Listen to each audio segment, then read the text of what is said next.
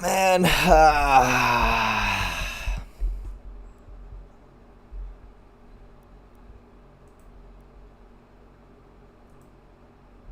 Jim, what's going on, man? What's going on? How you doing? Hosatron's here. Hello, everybody. Yep, I'm here. When the world needed me most, I wasn't planning on doing a fight companion for this. I wasn't planning on it, but I got my video out in time. And all right, here we go.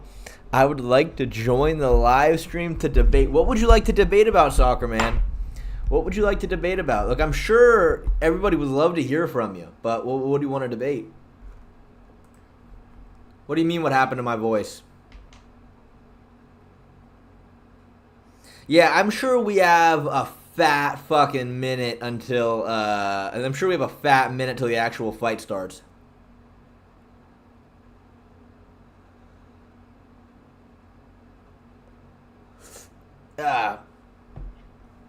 Does Shay know Soccer Man in real life? I've heard of the guy.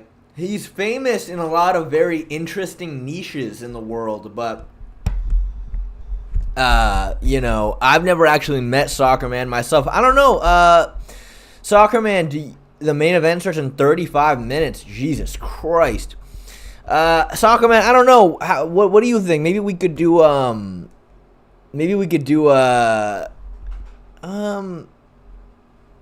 I don't know. Are you on Discord, Soccer Man?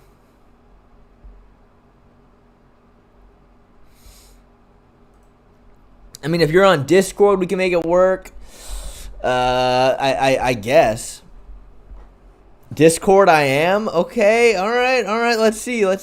Maybe let me pull up my Discord. See, I ran into this problem with Kenny though, where like I didn't know how to connect. Hold on, I'm installing update 1 out of 16 for Discord. What's my pick? So I think I'm gonna go with Bivol. I think that Botrix has joined the channel. Thank God. I think Bivol is going to control the fight with his jab. Again, I think this entire fight just comes down to where it takes place, obviously. I think Beterbiev, obviously, where he specializes is forehead to forehead with you in the pocket. Whereas Bivol, he has a really good jab. I love the way he keeps his guard up but then still moves with punches. He defends really well. He rolls with shots really well. And I think if he can keep this fight out in the open and keep it at the end of his jab, I think he's going to win this fight. If Beterbiev can close the distance, he'll probably win. But I think I'm going Bivol.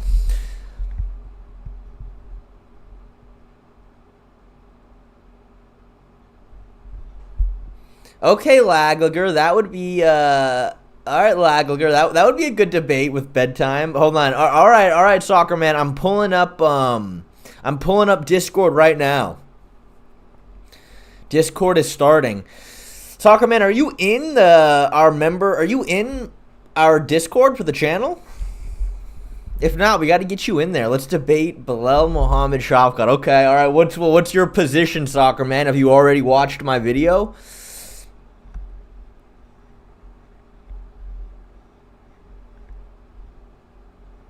Shay, will you be mad when Belal outboxes Shavkat? I don't know if I'll be mad. I mean, I think that's possible, but I think that's dangerous, you know? I think that's dangerous. Hold on, Soccer Man, I'm going to send you a link to join the Discord, all right? Let me see. How does one do that, though? Add people. Okay, here we go. Okay, copy.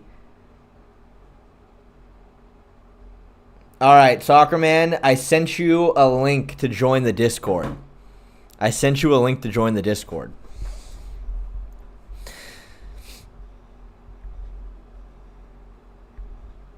The only thing I remember from Soccer Man is his reign of terror in the first stream. Dude, I've never forgotten about that reign of terror. Where I sent it to you, just look at your cell phone, you twat. When's the fight happening? I mean, it's happening in probably 30 minutes. I mean, I don't know. All the fights on the card are over beside the main event. We're just waiting on that starting. So, all right, Denise. I hear you. I know, dude. I know you got me on sight.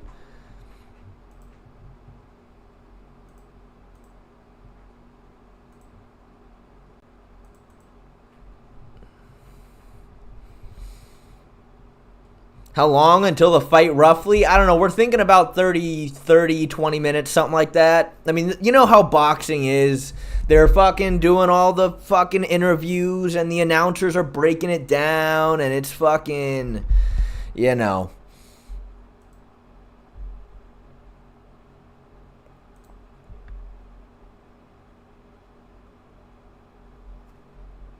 All right, soccer man, where you at? Don't blue ball us.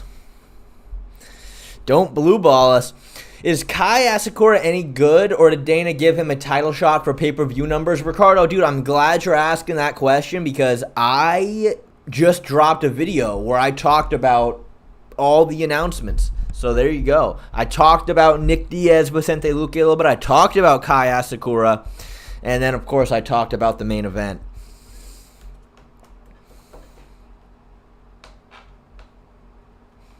Yeah, boxing pacing is horrendous. It's fucking terrible. Absolutely terrible. They will have a shot of Beterbiev coming into the stadium in about 45 minutes. That's funny. That's funny. Yeah, probably. They probably will. I mean, dude, at this point, they'll probably fight right before Tyra's gonna fight, so that's perfect. Hey, O'Shea, did you buy the pay-per-view? Of course I bought the pay-per-view. Well, actually, no, I'm illegally streaming it. Yeah, no, I'm illegally streaming this card. When it comes to the UFC, I'll avoid mentioning that just in case Dana decides to fucking prosecute me like he always threatens. But when it comes to boxing, I don't give a fuck. Come after me.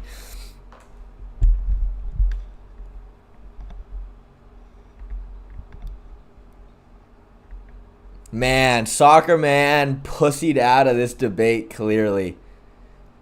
Pussied out of the debate, it sounds like. Oh, what's up, Essence? Good to see you, guy. Good to see you.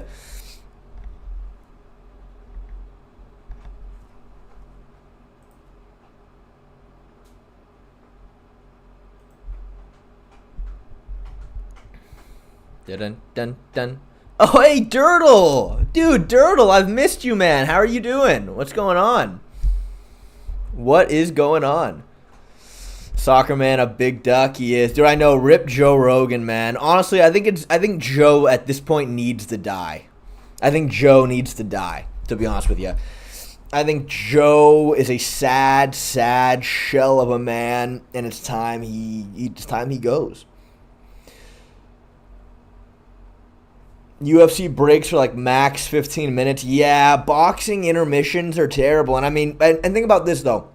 Think about this. Right now, we're just waiting for the fight to quote-unquote start. But then once the fight starts, then we got to watch the walkouts. Then they're going to sing the national anthem. And then they're going to do a live music performance. And then we're finally going to see the fight. We're probably hours away. We are probably hours away from actually watching this fight. Where can I watch the fight in Europe? Jesus Gonzalez, dude, if you don't have a place to watch the fight, I actually have staff I must pull out. All right, soccer man, I get it. I mean, dude, that makes sense, soccer man. I hear you. I mean, you know, doing any kind of combative, you know, whatever you want to call it, which a debate is, you're not going to want a staph infection while going through that. You know what I mean? Who do I have, Bivol or Beterbiev? I got Bivol, I think. Bivol. I mean, again, it's interesting. I think the fight's going to come down to, you know, where it takes place, pretty much. I think Bivol, if he can control the fight with his jab, keep it out in the open, I think he's going to win pretty handedly. If Beterbiev can get in the pocket with him, get forehead to forehead with him, that's where his game shines. So, depending on who can control where the fight takes place, I think that's what it's going to come down to. But I think I think. Obviously, if I had made a video about this, I would be a fucking expert in these two guys. But I'm just watching as a fan today. I'm watching as a fan.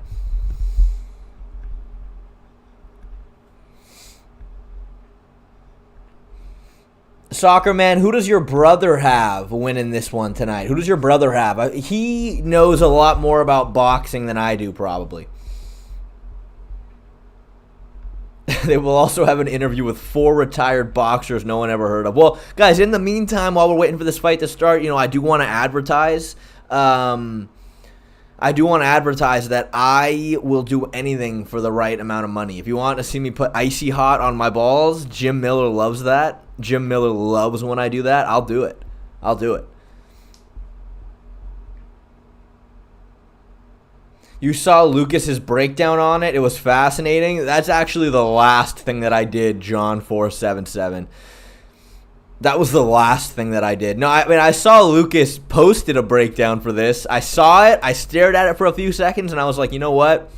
I think I need to do whatever I can to avoid. I need to do whatever I can to avoid watching this video. Is Michael Tyson's brother Tyson Fury fighting? Bro, are you actually fighting bedtime in February? Where are you getting this from, Sector MMA? Where'd you hear that from? I'm curious.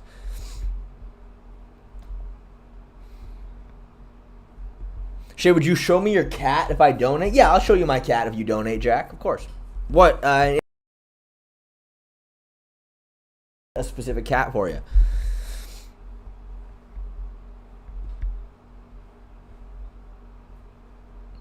What if I was to post the photo? Soccer Man, you will be doing anything other than posting the photo, dude. Don't do it.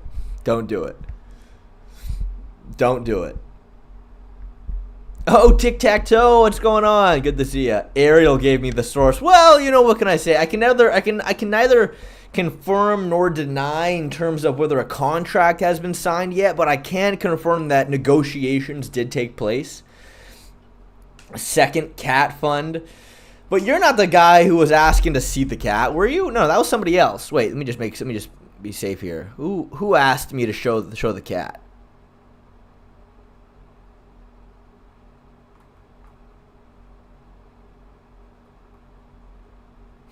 Well, thank you, TLG, for the second cat fund. I appreciate it. But I don't think you're the guy that wanted me to reveal the cat, though. So I don't know. I'll still wait for him.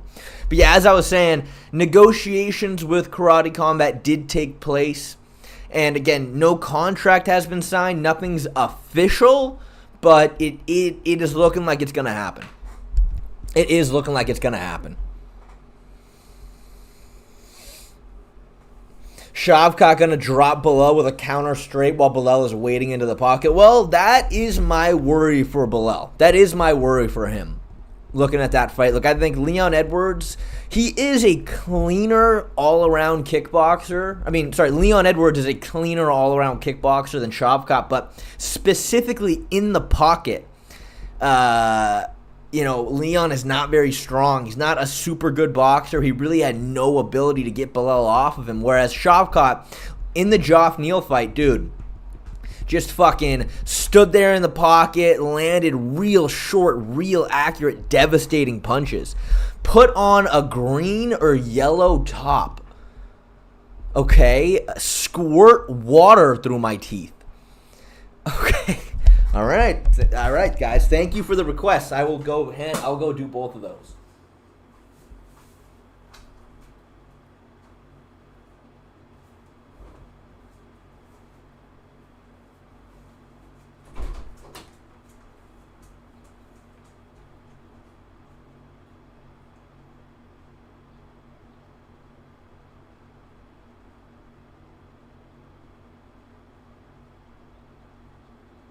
Come on, Ollie. I gotta go squirt water through my teeth because somebody sent me money for it. Alright, I got a green/yellow top.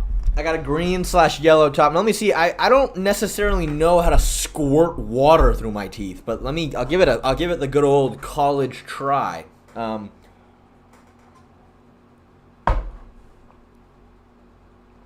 on, wait. Ow. And now I'm all fucking wet. And now I am all fucking wet. Thank you guys very, very much. You're killing it, Shay. Missed you, brother. Whoa, wait. Wait. Is that who I think it is? Ibram, what's going on, man? Good to see you, dude. Man, it's been a while since I've heard from you, dude. Thanks for dropping in on the stream. Thank you, man. I really appreciate it. I'm glad you didn't add in a request for me to do something embarrassing. Because that's what people normally do when they donate me money. As long as Shavkat defends takedowns well and is conditioned to do so from 5 rounds is not close, he likes to move forward, so he's not going to be in a position to be shot on constantly. Yeah, I agree with that, CJP. I think, again, it all comes down to how Bilal can set up the takedown. If he just takes a bad shot out in the open, he's not going to finish it. He needs to set up the takedown well, and really the only way he does that typically is with boxing, but Shavkat's a very dangerous guy just to throw on in the pocket because he'll stand there, he's not going to evade, he's not going to back up, he'll stand there and just land these short, accurate punches and really hurt you. Shay, Jack donated for you to show your cat, he did? Oh, yes, he did. All right, hold on, let me go get my cat.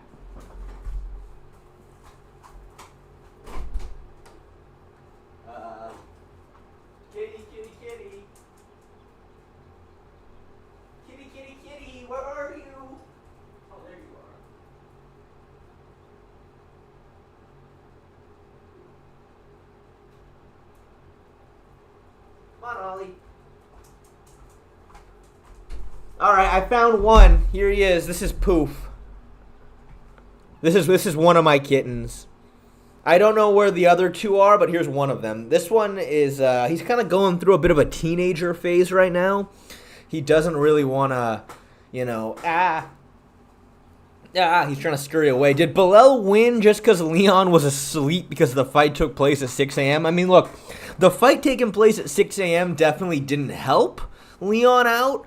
But let's just be honest. The reason why Leon lost that fight was because Bilal had a really, really good game plan, which was, you know, obviously Leon Edwards, the best aspect of his game is his kicks. So Bilal walked right into boxing range, got right in his face, and Leon had no ability to get Bilal off of him.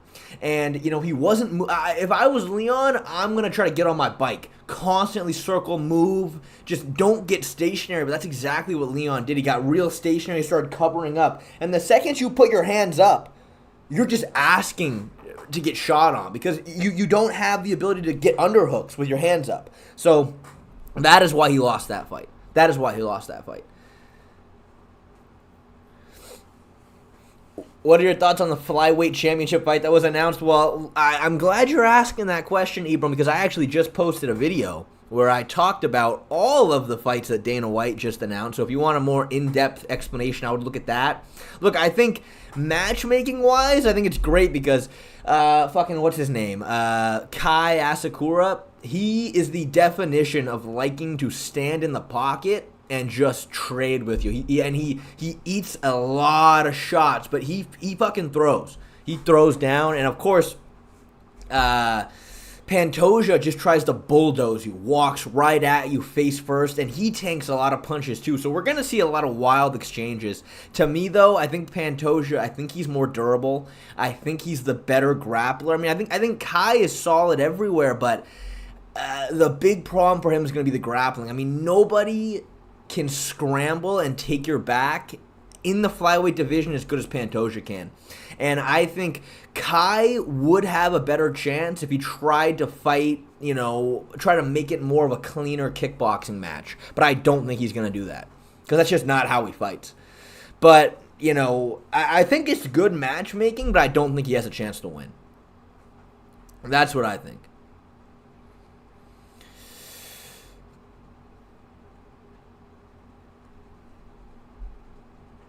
How good is my Clash Royale deck? Valkyrie, Archers, Minions, Rascals, Fireball, Zap, Ram Rider, and Dark Prince. Jesus, Yusuf. Let me guess, you're probably at like 2,500 trophies. That's what I would assume. That's a pretty fucking... That's a pretty low level deck. It sounds like. I got to be honest, dude.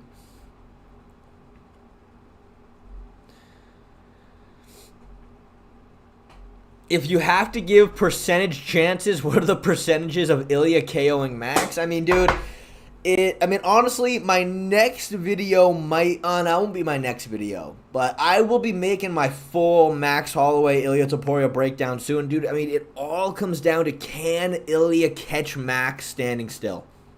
That's what it all comes down to. I mean, the one time that Gaethje dropped Max, it was because he caught him standing still, not moving. Now, of course, though, Ilya being shorter and not having the same kind of range, it's going to be easier for Max to stay out of the pocket and always be moving. But to me, if he gets dropped or he gets knocked out, it is going to come from Ilya catching Max just standing still, where he eats a shot full force. But as long as Max is constantly moving and rolling, which that is Max's game, that's what he's good at doing, I don't think he'll get knocked out. I have 6,500 trophies. What the fuck are you talking about, bro? I'm just teasing, Yusuf. I'm just teasing. You know, it's an interesting deck. I don't mind it, man. I don't mind it. I don't see a ton of defense there, though. But if it works for you, it works for you. What's my deck in Clash Royale? I'm a Three Musketeers main. I really like Three Musketeers. Let me I'll tell you my deck right now. I go Knight, Skeletons, Mirror, Zap, Bandit, Elixir Collector, E-Barbs, and Three Musketeers is what I have always run. And before you motherfuckers start talking shit, imagine how hard it must be for me being a Three Musketeers player playing in a meta where the P.E.K.K.A. and the Mega Knight just got fucking Mega Evolutions.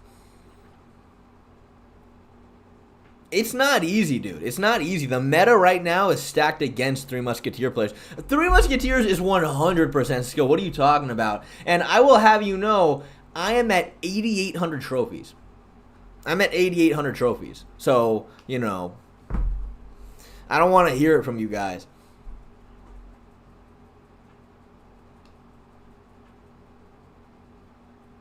Three Musketeers is just pump up and spam the bridge. Okay.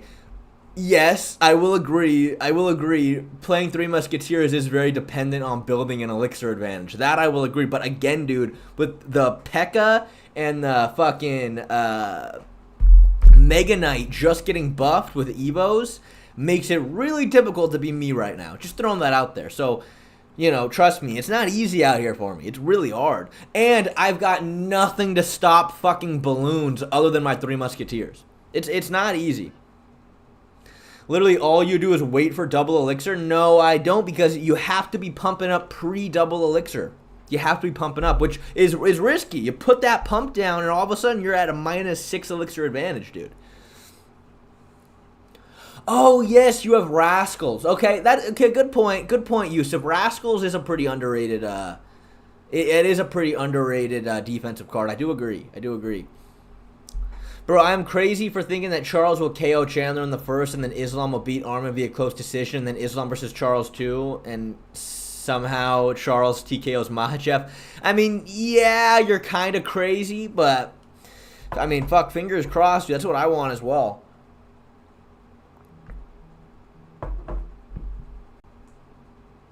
Why are you complaining? You're literally the one making your deck. Well, I feel like I have the ability to complain because at the end of the day, man, I have to rely on the cards that I have leveled up. You know what I mean? Getting those wild cards to get shit up to level 15 is not easy. So I don't really have the luxury just to switch my cards around. Now, once I hit 9,000 trophies, then I can move on from that, because then I can start doing the other game modes, but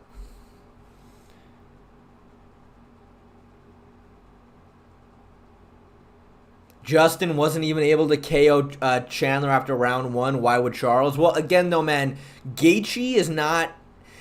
When you look at when Charles knocked out Chandler, it's because he hit him with a shot that, for one, was very accurate, got him right on the chin, but it was also in the middle of Chandler's combination.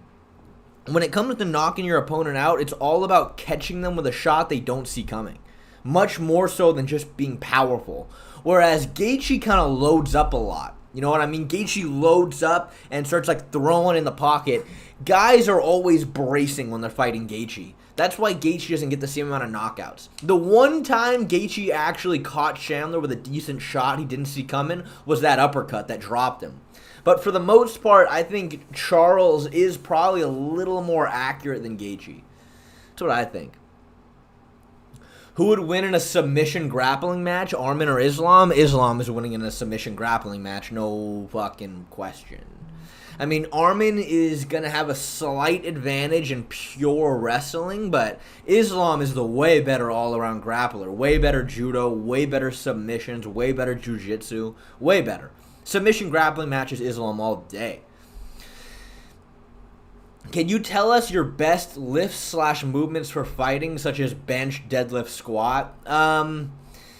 You know, Ariel, to be honest with you, man, yeah, bench, deadlift, squat, I think that's pretty much, you know, that's pretty much the big ones. I mean, pull-ups I think are big. One that I like to do is you, I don't even know what you call this, but you take the bar and there's something like you put it in and you have the bar hanging at like an angle like this. You put a weight on it, and then you do this motion with it. That's a real good way to build punching power. Bop, bop. What's your game plan for bedtime? Honestly, my game plan for bedtime is, and I'm being very transparent with this, a landmine, you mean? If that's what it's called, yeah. I plan on getting the shit kicked out of me the entirety of the fight against bedtime. I am planning on him destroying me the entire fight. Then with about 30 seconds left, I'm hitting him with a hard fucking nut shot. I'm hitting like a spinning back kick to the balls. Like I'm putting everything I have into one nut shot, and I'm trying to get that DQ. I want that DQ, and then I think that is the only way to get respect on the streets. You know what I mean? Yeah, true, I technically lost via disqualification, but the streets will know that I won that one. That's kind of how I'm looking at the fight between me and bedtime. All right, how are we looking on this fight, by the way? They're still just chatting shit.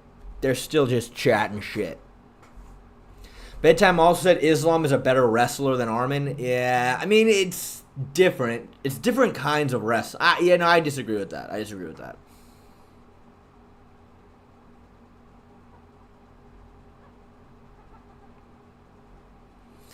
Opinion on Mike Tyson game plan. Yeah, well, thank you, Millen Porter. Exactly, dude. Yeah, we're on the same page. Opinion on bedtime saying Arman outboxed Charles, where all Arman did was hitting the guard of Charles and popping 5 jabs and an axe kick. I mean, did Arman technically outbox him? Maybe he slightly edged him out, but yeah, again, pretty much all of Arman's punches were partially blocked. Almost all of them were partially blocked. Cameron Harper says you need to shave. I don't know who this Cameron Harper is, but I do know that Soccer Man is a lot nicer of a person than whoever this guy is.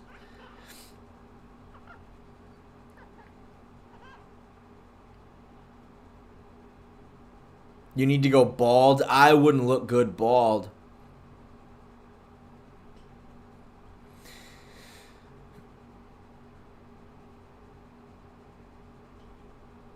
Squirt water through your teeth. I already did, dude. I did, Miller. I did. You paid me money for it. I tried. I got my desk all wet and my pants all wet, but there you go, dude. I already did it.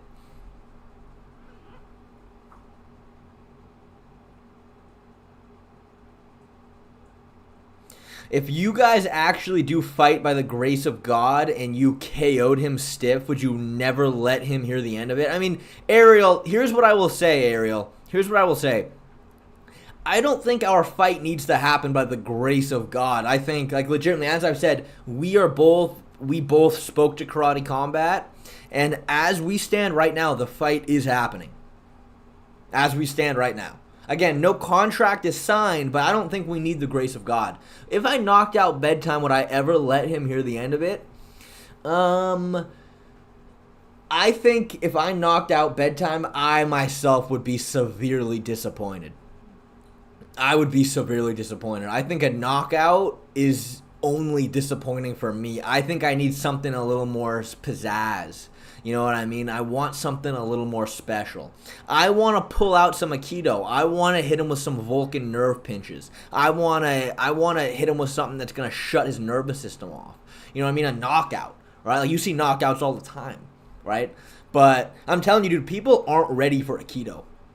They're not ready for Aikido, dude. And remember, it's MMA gloves, so fingers are out there. Fingers are being able to be used here. If I get him right on the neck and hit him with a little bit of get like that pressure point perfect, you know what I mean? Like, bop, and he just goes limp. That's what I need, dude.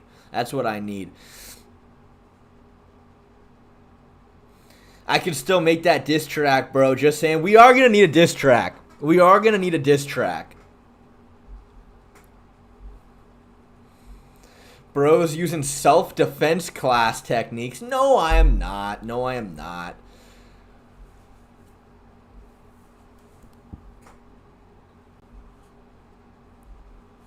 Can you show your Aikido? I can demonstrate some Aikido if you want, Greg, but it's gonna have to be for the right price, dude. I'll do my one of my most advanced freestyle. Thank you for the $2, Millen Porter. What do you mean freestyle? You're gonna need to like what do you mean freestyle? Like, you want me to fucking rap? You want me to start like do like a freestyle rap, or do you want me to do some freestyle Aikido? Like, what is it? Again, if you want me to do like one of my most advanced freestyle some Aikido, rap. Oh, he wants me to rap. Okay. All right. Hold on. Let me. All right. You know, I will say I am a decent freestyler. I'm legitimately a decent freestyler. I think that's one of my most underrated aspects of me. I can freestyle pretty well. Let me just get a good feel for this. Let me. All right. Here we go. Hey, yo. Hey, yo. Look. Hey, yo.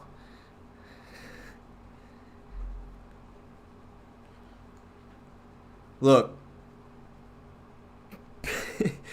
All right, here we go. Hey. My name is Shay. It rhymes with gay. Just like Kmart, every kiss begins with K. Like a horse, I'm gonna say nay.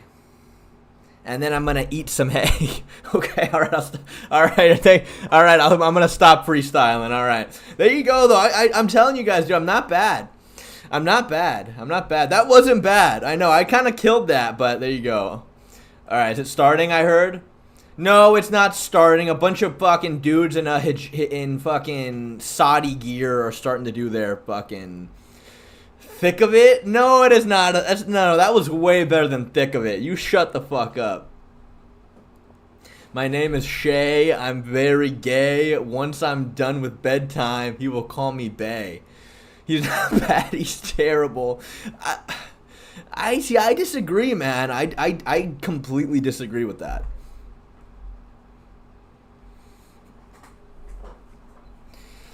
Do it again.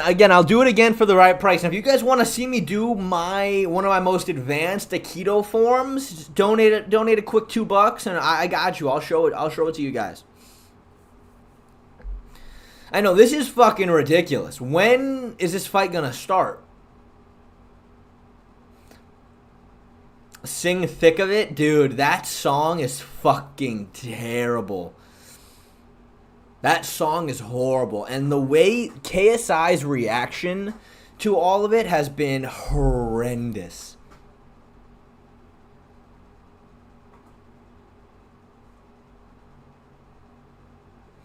Shay, some say that John Paul paid one of your mods, not Lagler, to ban him for 2 months as a strategy for coming back, playing the victim, and getting promoted to mod. Is that correct? I think the only person saying that is you, 1.4142, but, you know.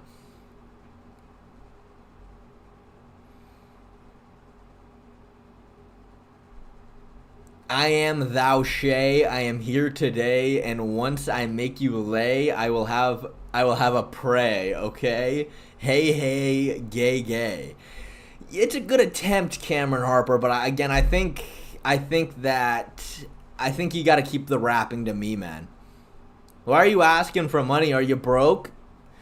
Well, you know, money is just always nice, dude. And again, like, when you're good, you know what the Joker says in The Dark Knight Rises? If you're good at something, you never do it for free. If you're good at something, never do it for free. You want to see some Aikido, you better pay up. You know what I mean? Shay, thoughts on Roe v. Wade?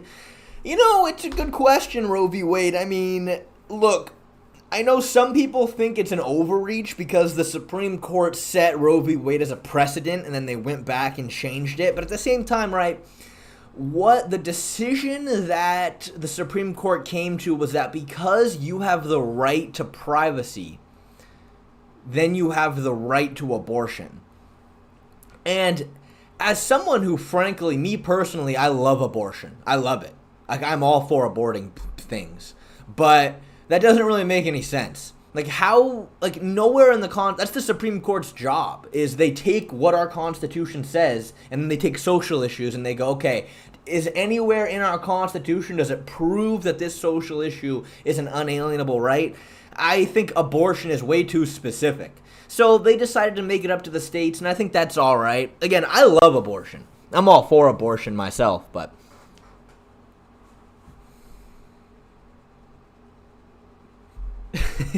all right. Oh, sorry. Reminiscent of a young Slim Shady, wonderful freestyle. Thank you, Essence, dude. I really appreciate that, man. I'm really, really glad you think so, dude. I'm really glad you think so. All right, the fight's starting, apparently. I'm going to turn the volume up very slightly.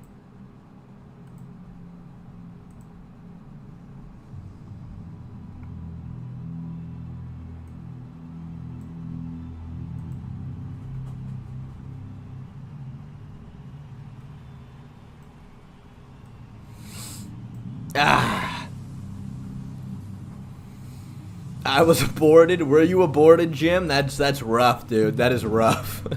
But you survived. That's good. That's good. How long is the Bivol fight? Well, they're getting ready to walk out, but I'm right now watching an entire dance ceremony. So, you know, this is what boxing does, you know what I mean? Like, what is this?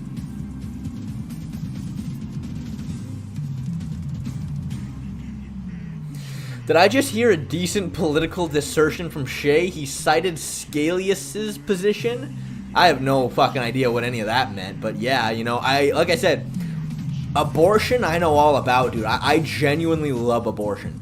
Why? I can't fucking believe we're watching a music performance. What is this? What is this? Me personally, I think Roe will win the outside foot battle, but Wade's power is just too much of an equalizer. 50-50 fight. Yeah, I hear you, dude. I hear you, man. I hear you. I will say, to this day, I have no idea why or what.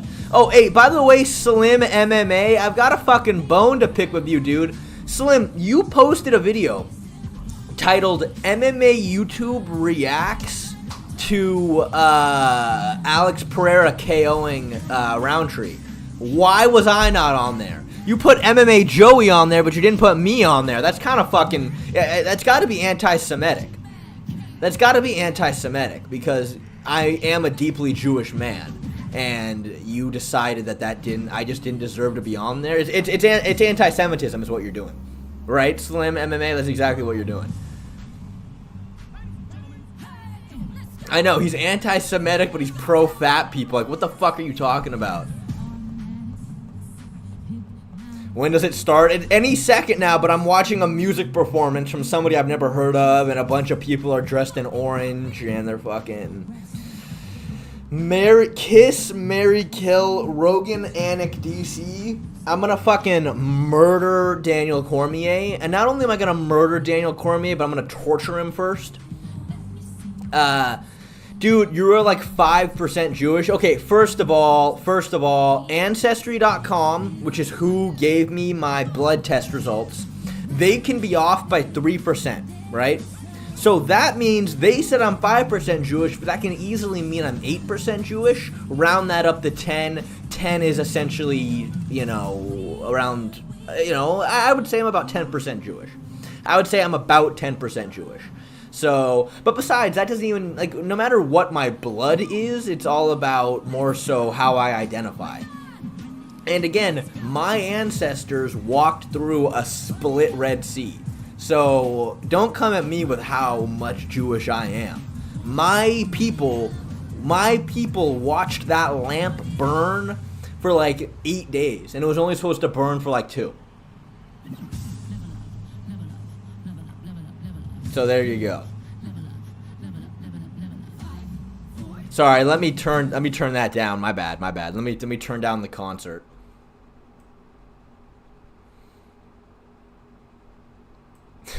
Shay is fanboying right now. I have no fucking idea who this person is.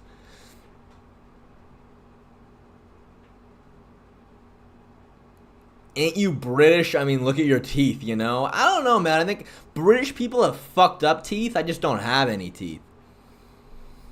So, there you go.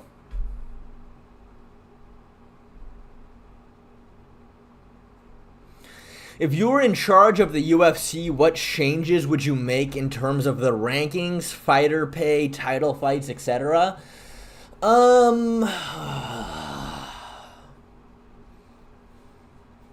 What changes would I make? I would strip John Jones for the belt. That's what I would do. I'd strip John Jones. I would make Aspinall the head fucking... I would make Aspinall the heavyweight champion. I would make...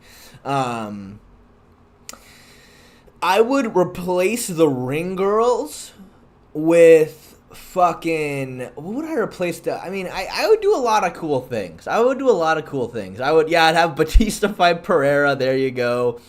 Yeah, again, I don't know. I would get rid of the ring girls, and I would just have... I would have, like, mentally disabled people with the cards. I think that would be a lot better. Yeah, exactly. Like, replace them with ring guys, but, like, I would want, like really deep... Yeah, dwarfs would be funny, too. Like, my thought process was, like, severely mentally disabled people.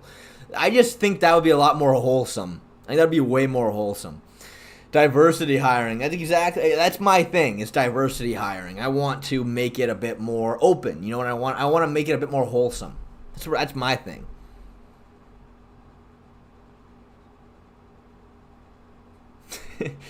Have a division for them as well. Yeah, I would get rid of the women's divisions myself, and I would make the women just have to fight the men. That's what I would do. Personally, I hate the show/win pay model. I think it should be a flat pay bonus plus a KO submission bonus. Yes, Ariel, I think that's way better. I 100% agree. I'd get rid of the win bonus, flat rate, but then extra money if you win by finish. I think that's way better.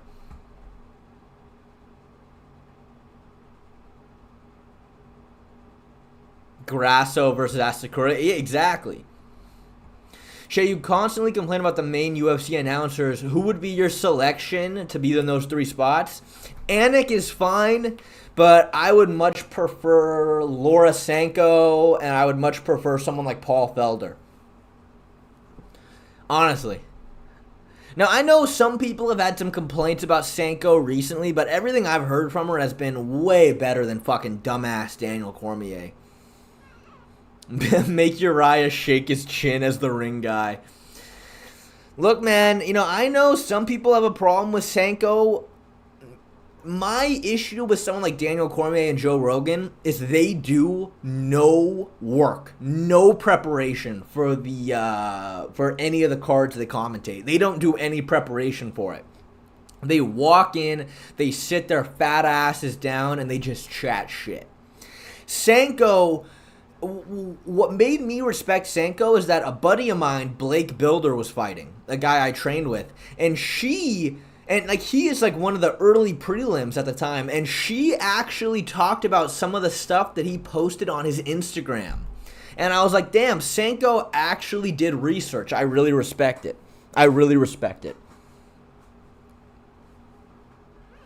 Joe Rogan and Daniel Cormier are legends, man. They made the sport. Bullshit. Okay, Joe Rogan, yes. Joe Rogan is a legend. He made the sport. He did a lot to popularize MMA. So, look, Rogan, I hear ya. Daniel Cormier, in terms of as an athlete, okay, yes, he's a legend as well. But Daniel Cormier as a commentator is fucking horrible. Every single pay-per-view he does, I could point out a trillion things he says that is just straight up bullshit. DC is the funniest guy. What do you... dude, I disagree so much, dude.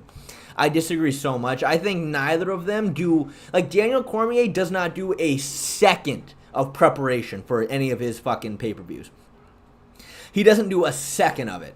And he actually, this is what Dominic Cruz called out Daniel Cormier for. And you know what DC admitted to? That he hires somebody to do the film study for him. What the fuck, dude? I know, DC didn't even know who Peyton Talbot was. Ugh, I hate Daniel Cormier. I hate him.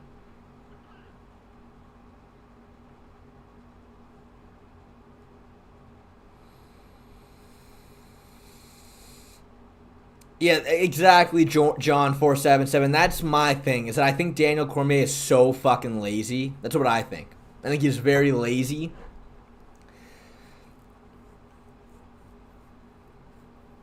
Meanwhile, I've seen Peyton Talbot puff a vape through his ass. That is real research. Yeah, I mean, Talbot is talented. Yeah, dude, I know. The thing that, I mean, a lot of things Daniel Cormier has said has pissed me off a lot, but the one thing Daniel Cormier said that just made me fucking erupt out of pure anger and disillusionment was during the Charles Oliveira versus Arman Tsarukyan fight. Look, it is already no secret that Joe Rogan and Daniel Cormier have no idea what the judging criteria is. They have never, ever thought to actually look it up themselves and read what it says. Like, we already know that.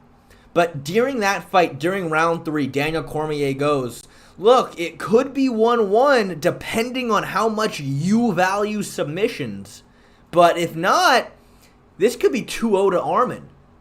This motherfucker said, if you value submissions, what are you talking about, Daniel Cormier? What are you talking about if you value submissions? It says, clear as day, in fine print, on the judging criteria, that effective grappling / striking is the #1 criteria.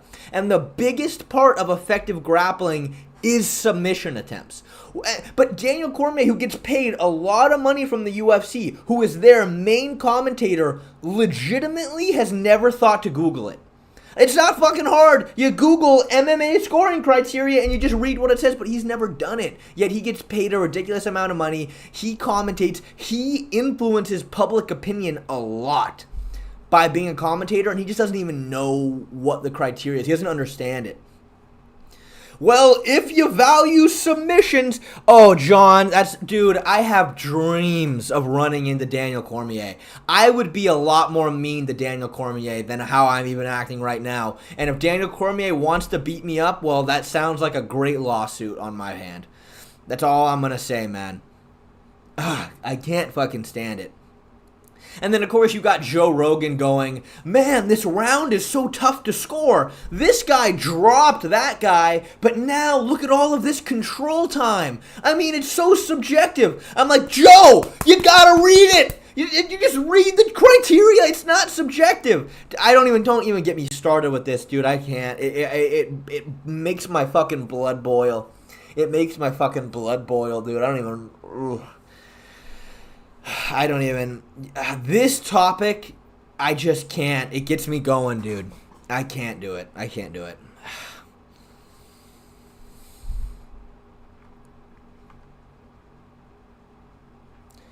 Shay, do you foresee yourself being a good MMA announcer? I don't know. I mean, being an announcer is a very different kind of job. I don't know if I can be a good announcer, but I can certainly chat shit about people announcing shit, you know?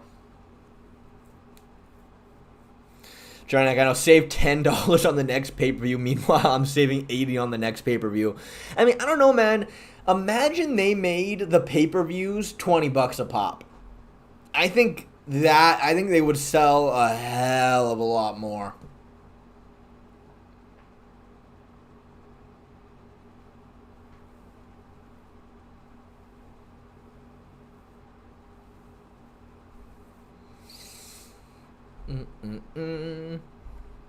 Shay, did Colby take down Usman at the end of round 3 or not?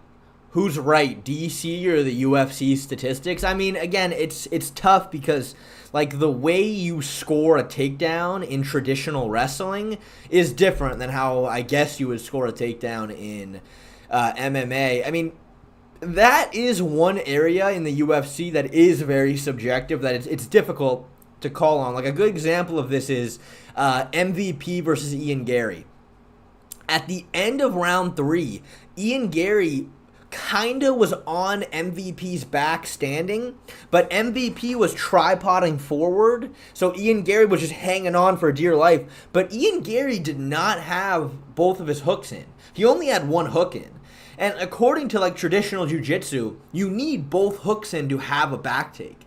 But the judges still gave Ian Gary that round, even though he didn't fully secure the back. I mean, I don't know what fully counts as a back take. John, I'm not talking about who I thought won. I'm just bringing up the fact that in MMA, what is a proper, like, what does it mean to fully take somebody's back in MMA? What does it mean to fully secure a takedown in MMA? It's not the same as traditional jiu-jitsu scoring. It's not the same as traditional wrestling scoring. So, I mean, I don't know. It's tough to say. Shay, you said 50 minutes ago the fight would start 20 minutes ago. Dude, they're still doing a fucking concert. The concert is still going on, dude. I don't know. It's insane. Yeah, I mean, MVP was winning that fight on the feet 100%, which I knew was going to happen. I knew he was going to win that fight on the feet. Again, though, it's tough. I mean, they gave Ian Gary round 3 because he took his back. But again, he didn't really take his back, but he sort of did. According to traditional jiu-jitsu scoring, he did not take his back. But, I mean, it's not outlined very well in MMA what it means to fully take somebody's back. That's the problem. Nah, Shay, they ended the concert. It's just that a second one started. Yeah, this is insane. It started. Okay, all right, here we go. Here we go. I got it up.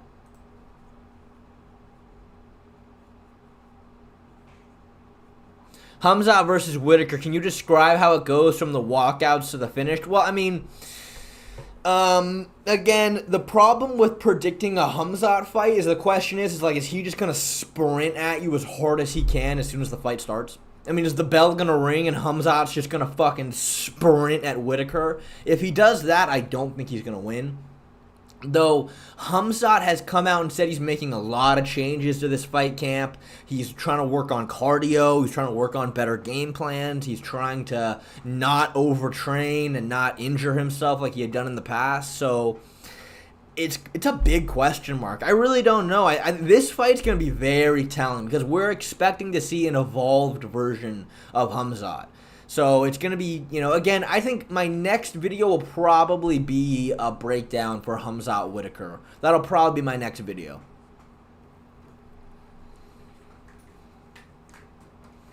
Wait, the fight is on ESPN Plus? Can someone else confirm? Is it? If it's on ESPN Plus, then I don't have to illegally stream it then.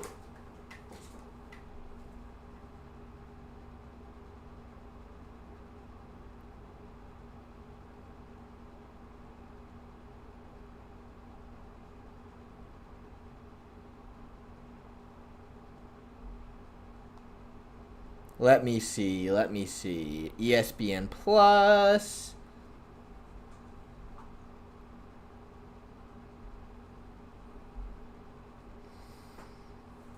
Oh my god, it is on ESPN Plus. How cool. Okay, it is on ESPN Plus. Cool. Let me pull up ESPN Plus. Well, look at me. Look at me being a good Samaritan and not illegally streaming the fight. Look at me. I feel good. I feel very good about myself.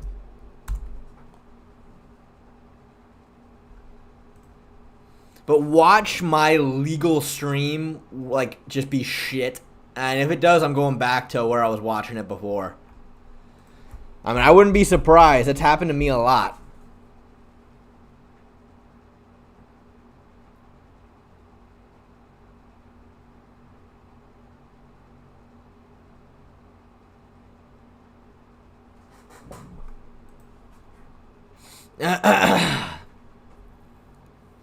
Are Khalil and DDP's blitzes similar? No, I wouldn't say so. I would say Khalil stays behind his punches a bit more. He mixes in the hooks with the straight shots. I think it's a bit more dangerous. Though, again, the trade-off there is that Khalil is not nearly as durable as DDP is. DDP relies a lot on being durable. Khalil relies more on speed. Oh, all right, here we go.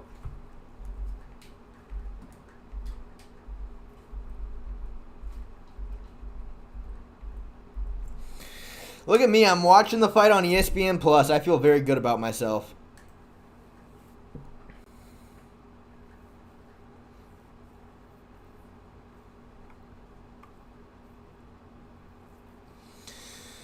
UFC under promotes fighters, boxing organizations over promotes fighters. I would say that's accurate. Honestly, I would say so. I mean, dude, the UFC needs to they need to do more interviews, more face-to-face.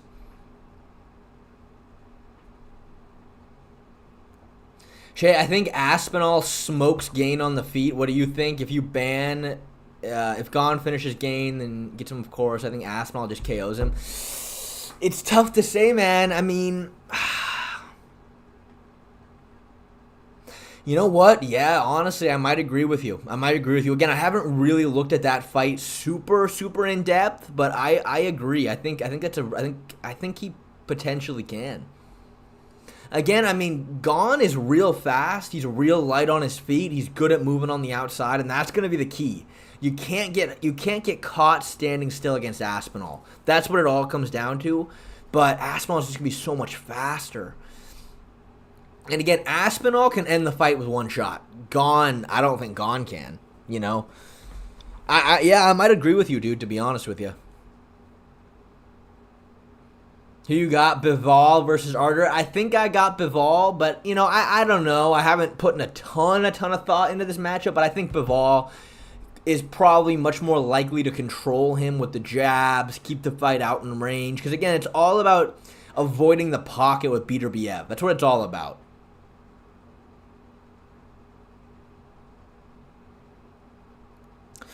Shay, what do you think about Tim Welch's assumptions after the Merab fight? Only thing he yapped about was Merab shooting double legs, which he had never done before. No, he has 100% shot double legs before. He shot a ton of double legs against Peter Yan. Ton of double legs. The reason why Merab won that fight against Sean is because Merab controlled distance. Merab waited for Sean to make the first move and then capitalize off of it. That's how Merab won the fight. Tim Welch and Sean were both counting on Merab to go after him, to fucking try to put the pressure on Sean, go at him hard, and they were planning on trying to snipe Merab with a shot coming in, and Merab completely took that away from them by just staying away. Merab stayed away. He was covering up. He was never running into punches. He was making Sean have to be the one to engage. And the second that Sean stepped in with a right hand, Merab was ready to capitalize on it. So I don't know. I have not heard Tim Welch say that, but if he did, that's pretty stupid.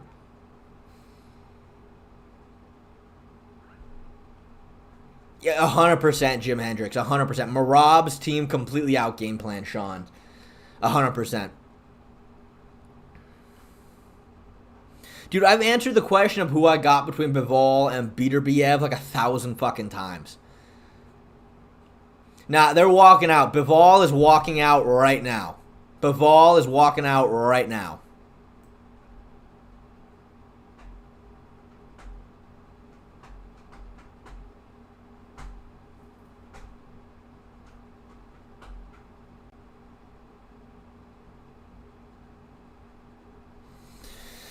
A 1,001 time, please. Okay, I think that obviously Beterbiev is going to have the advantage in the pocket. I think that's where his game shines. Bivol has a very good jab, and he covers up and defends shots really well. Really good at covering up and moving with punches, not eating the punches bruntly. And I think Bivol is most likely going to keep this fight out in the open, control it with the jab, and just keep Beterbiev off of him. But if he can't control the distance and Beterbiev is able to close the distance, get forehead to forward with him, he'll probably win. I think it all comes down to where the fight takes place. I think it's much more likely that Bivol is going to control the fight out in the open with the jab, but if Beterbiev can close the distance, I think it's possible he wins by KO. That's what I think. Shay, get the timer ready. Oh, shit, yeah, I forgot I have a timer. Okay, let me see. Okay, wait, hold on. 5 minutes ain't gonna work here. Let me see. Scripts. Okay. Alright. Let me see. Okay, cool. Alright, I got the timer ready. Alrighty,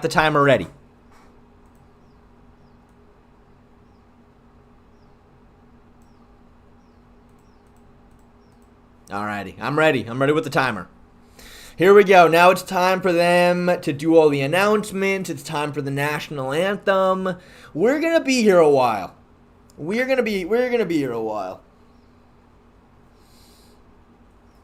Do you think Aaron T will join once she's done doing the laundry? What the fuck is that supposed to mean? Are you trying to insinuate that Aaron T is my girlfriend or something? Or are you insinuating that she's a female, therefore she must be doing the laundry? I'm ready, dude. I got the timer. Yeah, we have probably about 15 minutes till this fight starts. We're gonna be here for a while. And I would not be surprised if another concert starts. I will not be surprised if another concert starts at some point.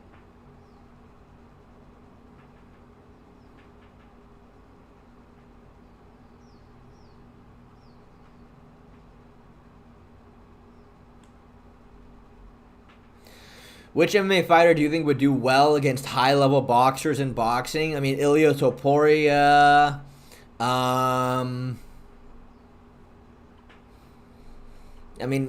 Ilia is the best boxer in the UFC. I'm sure he could do very, very well.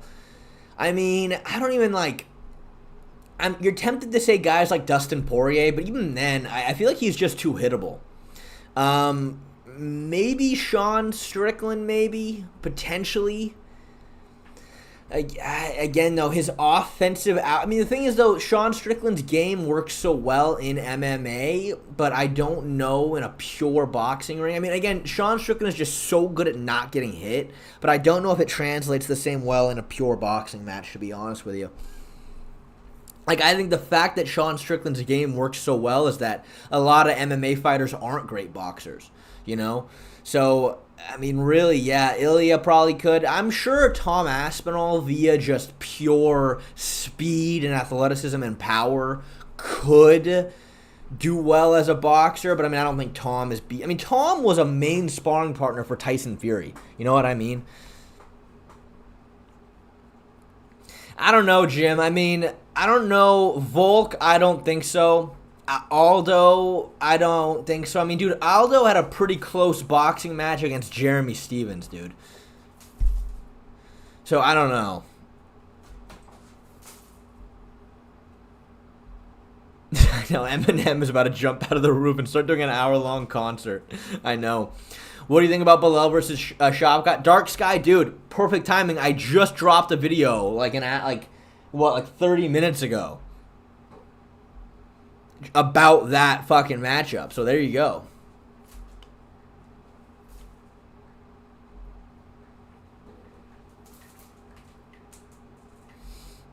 How did Ilia get so good at boxing, though? Dude trained in an MMA gym in Spain.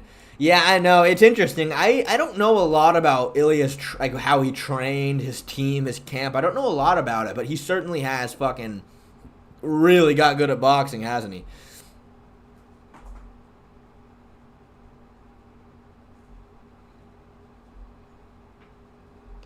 Yeah, I feel kind of embarrassed to say like an hour ago I said the fight will probably start in like 20 minutes.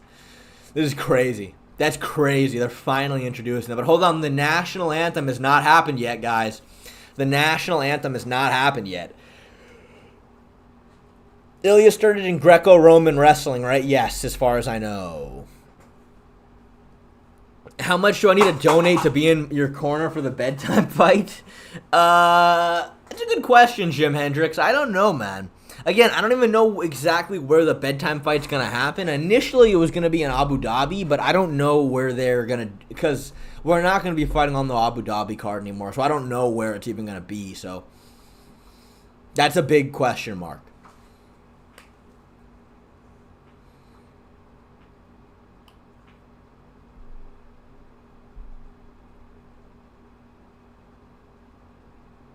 Whoa, Kieran joined the Charles Oliveira fan club. Dude, thank you for becoming a member. I really, really appreciate it. You now have access to my members-only videos. You have access to every single live stream I've ever done. And you can join our members-only Discord. Laglager can help you out with that. Thank you, Laglager. You're the best.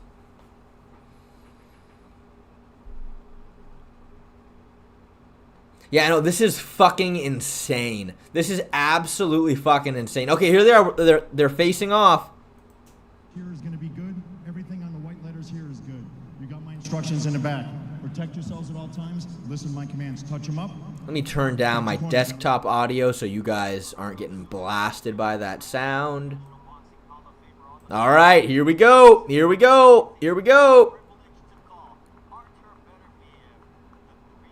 I'm ready with the timer.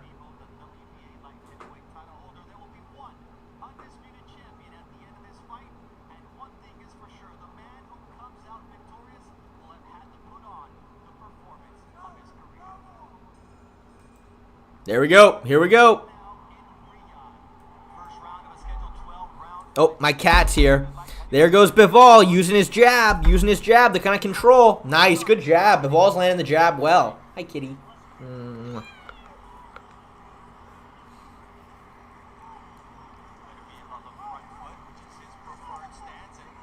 Bivol doing a good job moving so far.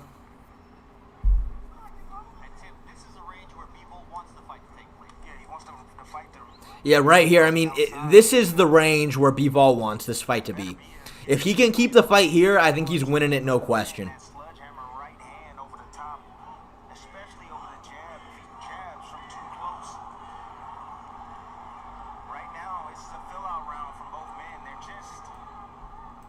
No, kitty. Be careful.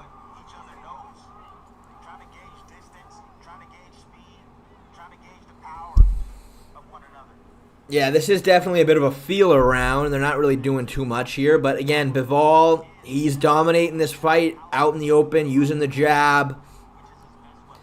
Beterbiev looks a little bigger, though. He looks a little thicker, a little bit bigger. Good jabs from Bivol.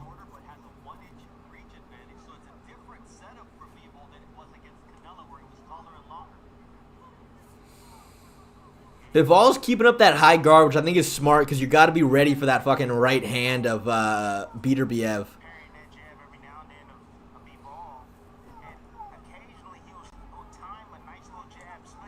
Nice check left hook right there by Bivol.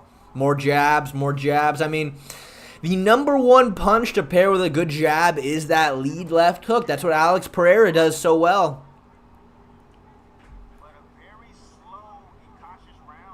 I'll tell you what, this fight would suck if this is just the entire fight, all 12 rounds. I'll tell you that.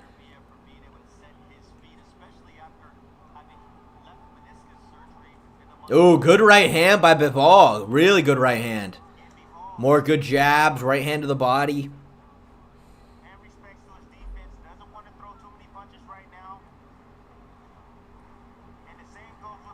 Oh, they're trading now. Bivol won that exchange for sure. Another good jab by Bivol.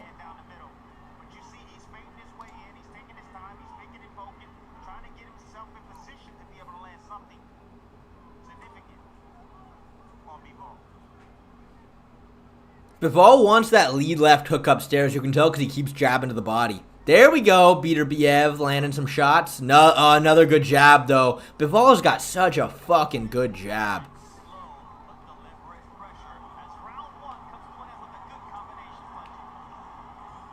Whew, all right. That's round 1 for Bivol. That's round 1 for Bivol right there.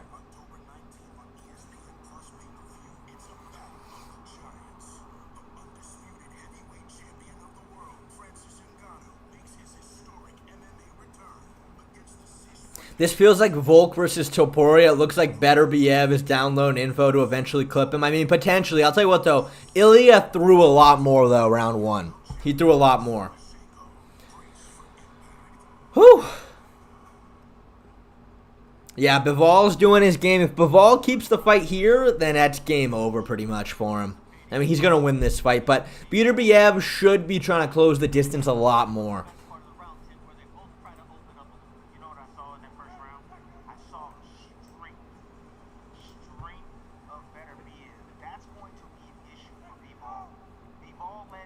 Beterbiev looks like Magomed Ankalaev with rhinoplasty. All right, here we go. There we go. Beterbiev's putting the pace on him now. He's trying to pressure him, trying to walk him down more.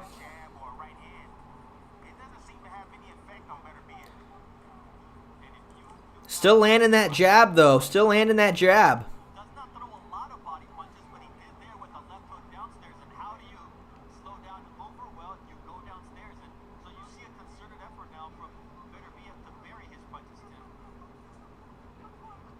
Yeah, Beterbiev's having a problem with that jab as of right now. He's not slipping it. He's not trying to counter off of it at all.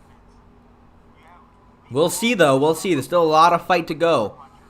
Yeah, see, there's that lead left hook. I was telling you guys, didn't land from Bivol, but he wants that lead left hook.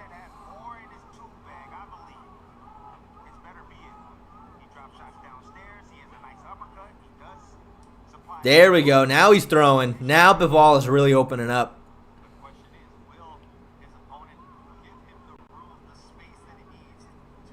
I mean, we have not seen a single power shot yet from Beterbiev. I'm still waiting for one big power shot. Ooh, and there's that lead left hook again.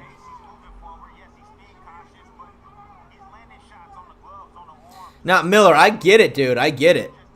I know. No, I know. I know Beterbiev has the power. I hear you.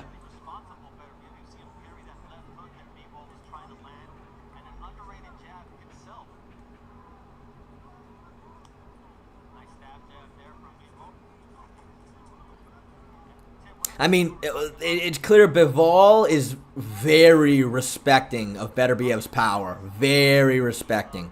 Which he should be. Very high guard. Bivol did not have the guard quite as high when he was fighting Canelo.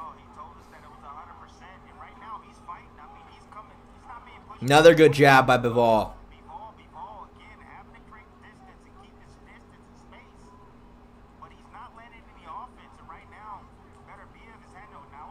That was a nice 1-2 right there by Bivol. Now, again, Beterbiev, it's not looking great. But, again, I think, he hasn't even thrown a single power shot yet. That's what you're waiting for. Another good jab by Bivol. We're just waiting for him to really uncork one.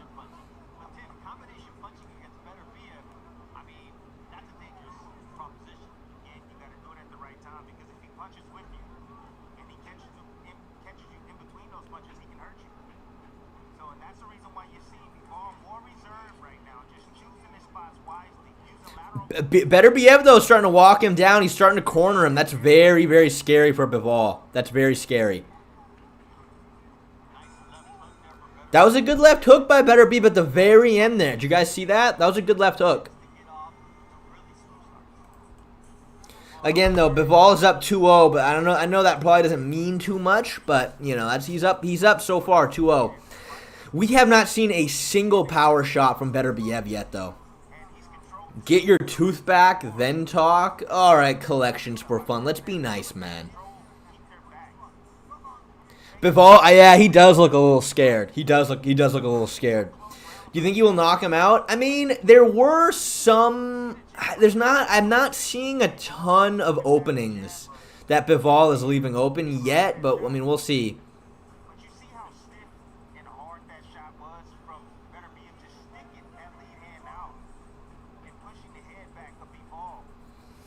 Beterbiev is always a slow starter. That he is. I mean, again, Beterbiev is not planning on winning a decision. You know what I mean? All right, here we go.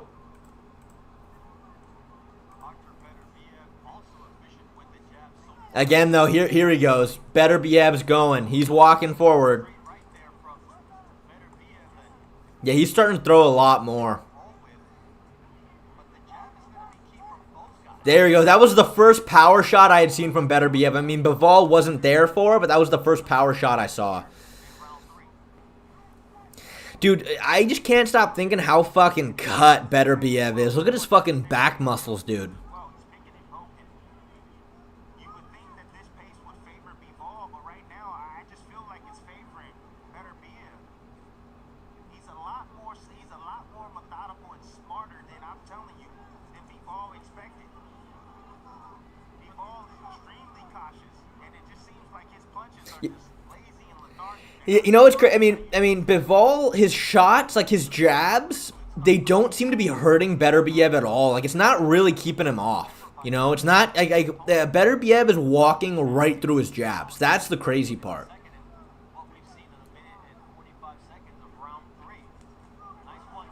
Oh, that was a good shot by Bivol, though. Really good shot right there. 1-2 right down the middle, then another one. Oh, there he goes. He's starting to unload a little bit. Again, though, Beterbiev doesn't look super bothered by it. And I'd be very worried about the counter. I'd be very worried about the counter.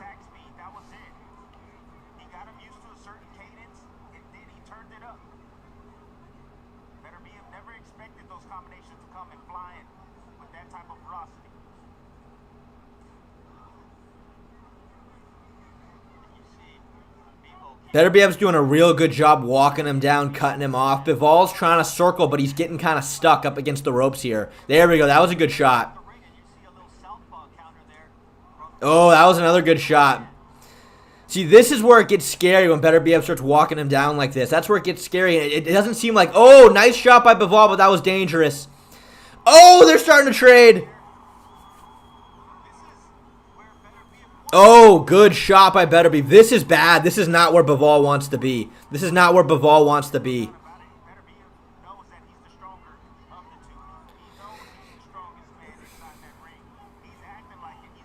Dude, he's just walking him down. It's clear. I mean, I think Beterbiev is a lot stronger. He's a lot stronger. Bivol really is struggling to get him off with the jab. But there we go. They're throwing, dude.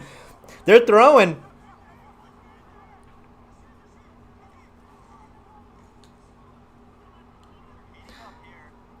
Oh, good shot right down the middle by Beterbiev. I think Bivol is still winning this round, but Beterbiev's doing a lot better. I would probably still say 3-0, but it's close.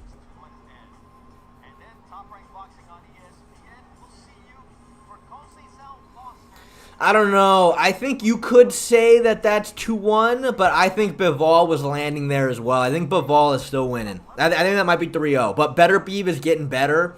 He's starting to come on a little bit. The tough part is, dude, Bivol cannot keep him off with that jab. He cannot keep him off with that jab. That's his big problem. Beterbiev is just walking right through it.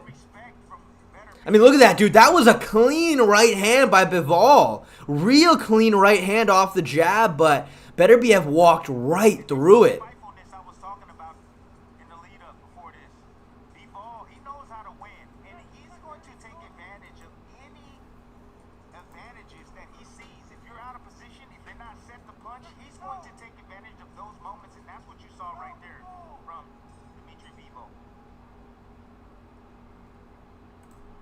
All right, here we go. Round 4.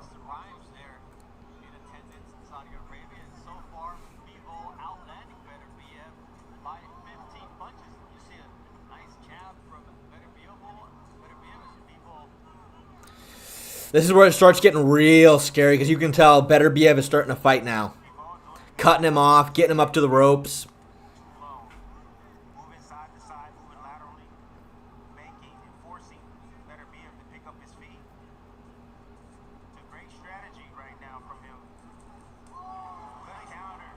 Nice shot by Bivol. Really good shot by Bivol. Good counter.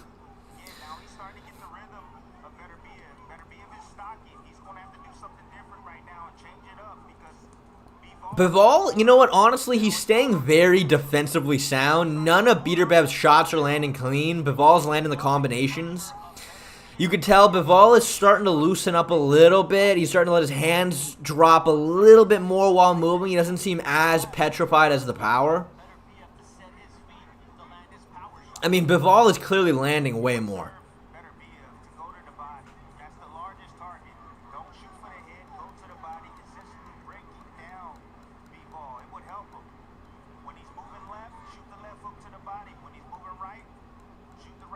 about it. Both guys do not go downstairs as Bivol does with the jab there. Bivol lands 17. Bivol's just doing such a good job at blocking. I'll tell you what, I would really like to see Beterbiev go to the body a little bit more because you can, I mean, Bivol is very careful. His hands are glued to his forehead every single time Beterbiev steps at him. I would like to see a body shot mixed in. With the amount of power that he has, I think that would really help him open up a shot upstairs. Always in this battle. Bivol has to fight a perfect fight. And as of right now, he's doing a good job right now. The root danger ain't landing his offense.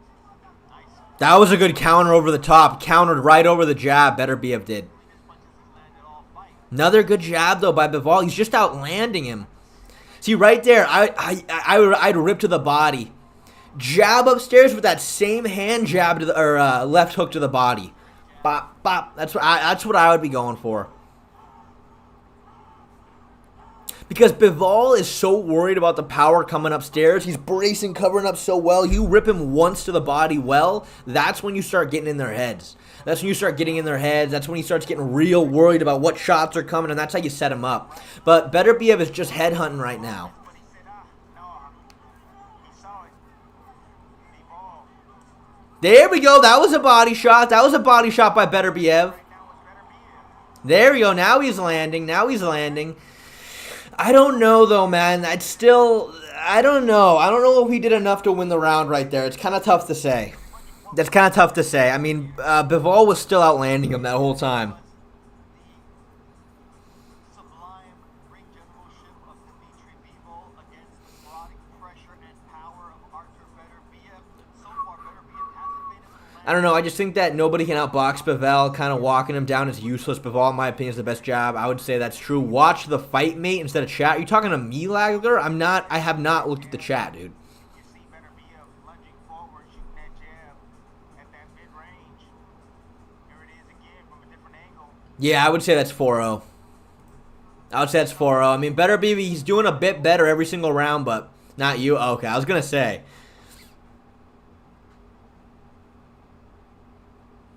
Beterbiev is going to find a cross over Bivol's jab. I mean, that's what he's looking to do. That is what he's looking to do.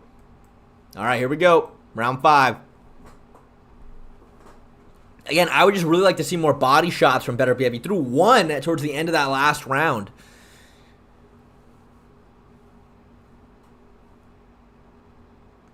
Look at this. Look at Bivol kind of trying to walk him down a little bit. I don't mind that. I don't mind that, putting him on the back foot. But you see right there, you see how much Bivol is covering up? You got it right there. Ah, dude, the body shots are there, man. I'm telling you, it's there.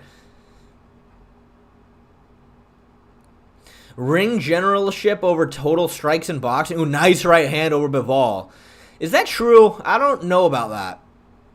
I mean, again, I don't really follow boxing like I do the UFC. I just watch the big fights, so maybe I wouldn't know. But you're telling me purely being the one walking forward is better than the guy who's landing punches on you? That just doesn't seem right to me. But I don't know. Maybe I'll take your word for it. Beterbiev's going for it, but Bivol was blocking those shots. Good slip. That was a really good slip by Bivol. I like that.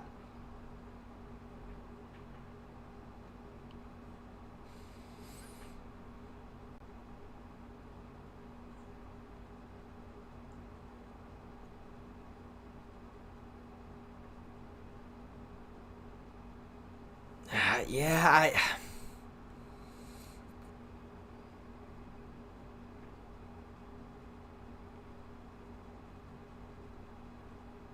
Again, I'm not really seeing what Beterbiev is trying to set up in this very moment. Like, I know he keeps trying to go over Bivol's jabs with right hands, which that I don't mind.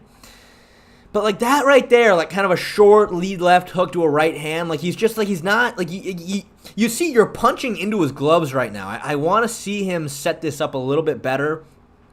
Good right hand. I'm telling you, man, I think going to the body would really help him out. Good left hook by Bivol. I mean, all of Beterbiev's shots are getting blocked. Oh, that was a good jab, though, by Beterbiev. That was a very good jab by Beterbiev right there. Very good jab. He's starting to walk him down. You could tell just how much more power he has because of how much that jab affected Bivol. There we go. I like the uppercuts. Oh, Bivol looks a little stunned by some of this power.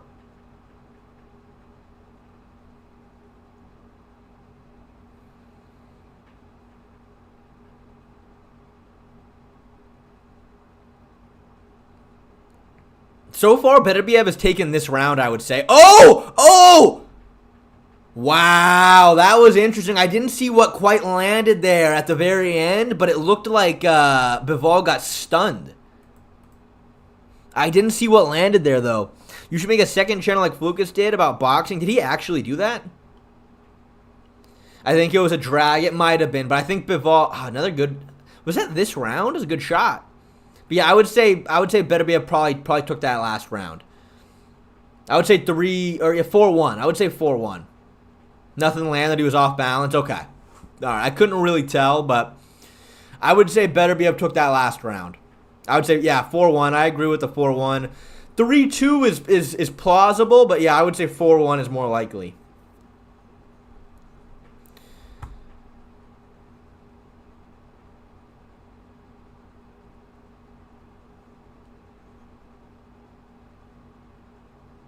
Five. Oh, damn. I mean, potentially. All right, here we go. Round 6.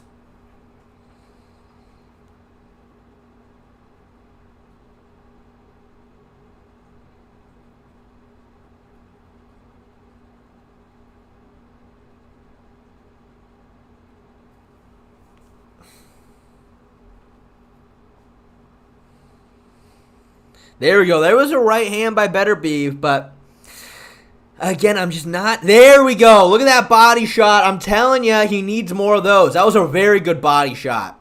Very, very good body shot.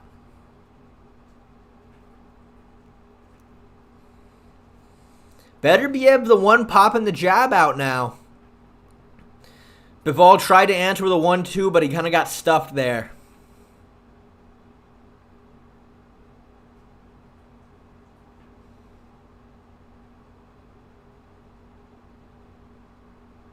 Beterbiev walking him down, landed a nice little right hand down the middle, but again, it seemed partially blocked.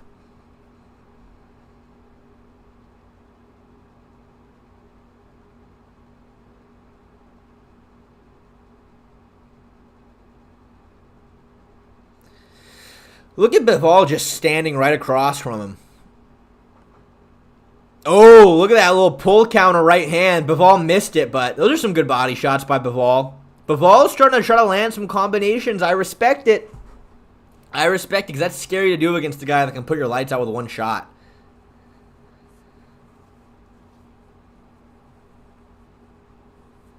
Damn, dude, it's crazy. Even the shots that Bivol are blocking are still like knocking him back.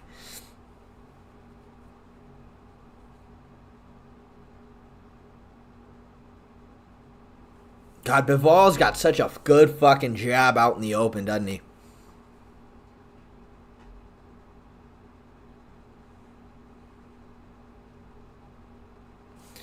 Nice right hand over the top by Bivol. Kind of got blocked, though. Another lead left hook. Oh, there we go. He landed on Beterbiev there. He landed on him. Again, that shot was blocked by Bivol, but I would just like to see Beterbiev. Again, I'm not really seeing the shots he's trying to set up here. Real good jab by Bivol. I'm not really seeing the shots. He's probing with the jab. There was a good body shot. Okay, there was a good body shot by Beterbiev, but I'm just seeing he probes with the jab a lot and throws a right hand right down the middle. But Bivol's blocking it. Like, he's blocking all of these right hands. Like, clearly the power is there, but he's not going to land clean. I think he needs to go to the body more. There we go. He's starting to do it a bit more. He might be picking up on this. He's going to the body a lot more. But with this amount of power, dude, that's where you got to be going. That round was kind of tough to say. I really don't know who won that one.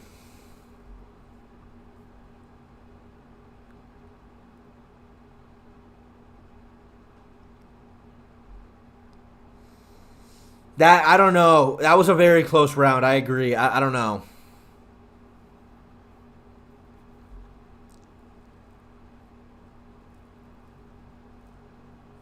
Yeah, yes. Dion Z dumbass channel. Yes, Bivol is blocking a lot of shots.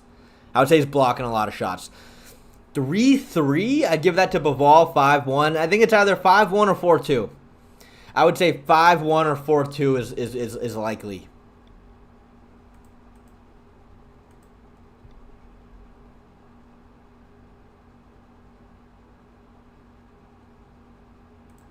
All right.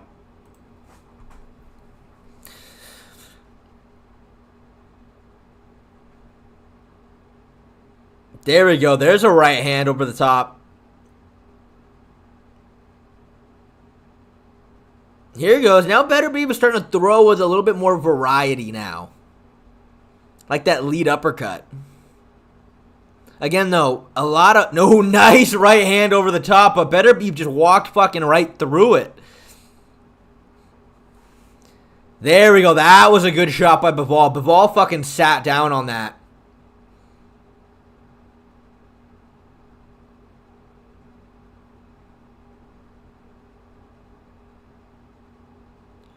Another good jab by Bivol. Again, it's tough, man, because Beterbiev, he's doing a lot of probing with that jab, but it's just not enough.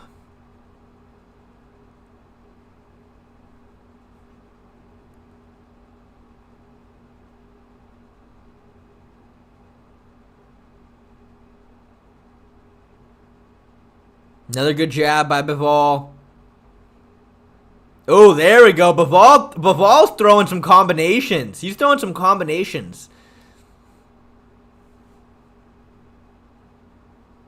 This is he's stuck in the corner though. Beterbiev kind of let him get off of the corner right there. I would have tried to cut the ring off a little bit better.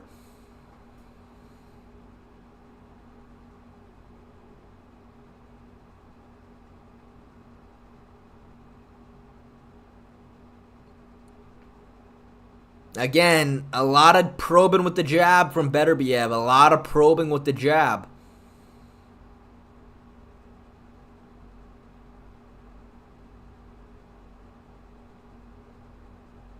Oh, Bivol fucking stunned him real quick. Oh, Bivol thinks he has him hurt. Bivol thinks he has him hurt. That was a clean shot. Oh, but he landed back. He landed back. Bivol's hurt. Bivol's hurt. Dude, he landed back. That's the danger with unloading on that guy. Oh, another good shot. Bivol needs to move. Bivol needs to move or clinch or something. Oh, good uppercut. Real good uppercut by Beterbiev. Another good right hand. Bivol needs to clinch. If I'm Bivol, I'm grabbing him. Another good right hand. Again, though, Beterbiev's not putting a ton on these shots. He's not putting a ton on these shots. Though that is a sign of a very, very high-level boxer. When they're kind of peppering you, then they change up the tempo real quick. And then pepper, bop. Pepper, bop. I think Beterbiev definitely took this round. Beterbiev took this round right here.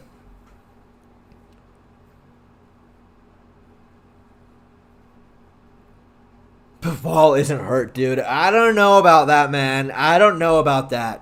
I mean, like, I don't know if he was, like, really rocked, but he got hit with a shot, dude. He got hit with a shot. 100%. Yeah, Bivol made a big... I mean, dude, Bivol had him hurt. Bivol landed a shot that wobbled him a little. He started unloading, and then Beterbiev just countered right over the top. I'd like to see a replay. So let's see. Yes, right there. That lead left hook kind of stunned him. So then Bivol starts throwing. Bivol starts throwing, and boom. Yes, and then Beterbiev lands and just goes after him. Damn, that was a good round.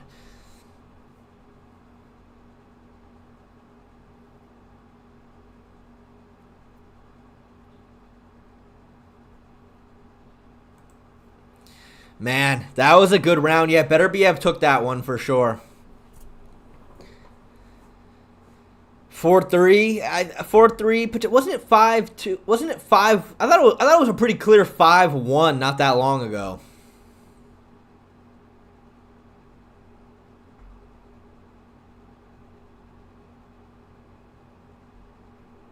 There we go. There's some body shots from Beterbiev.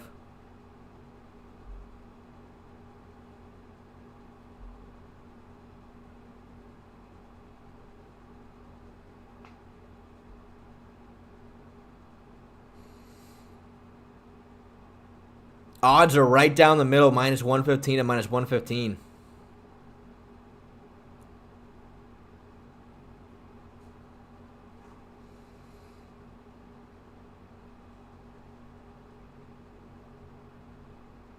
Nice jab to the body. Man, I'm a sucker to a good jab to the body. Yeah, no, it's funny. I saw the entire chat before the last round was like, yeah, 5-1, probably about 5-1. And then Beterbiev wins that one round, then all of a sudden now it's 4-3. I don't know.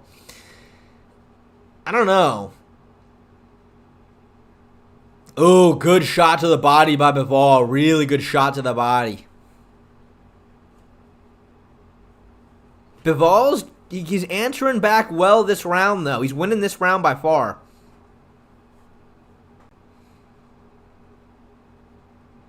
Oh, good right hand by Beterbiev. I think that was partially blocked. That just goes to show his power right there.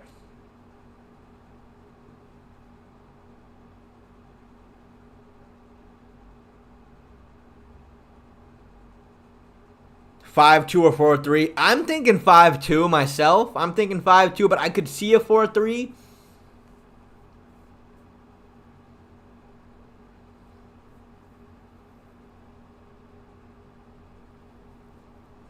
Beterbiev swung right there with that lead hook. He put his body behind that one for sure. He missed, though. Oh, that was a bit of a sloppy right hand from Beterbiev.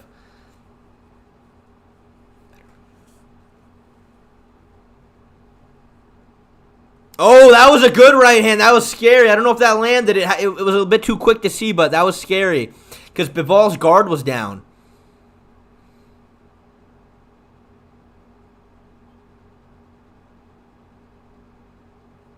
Oh, good right hand.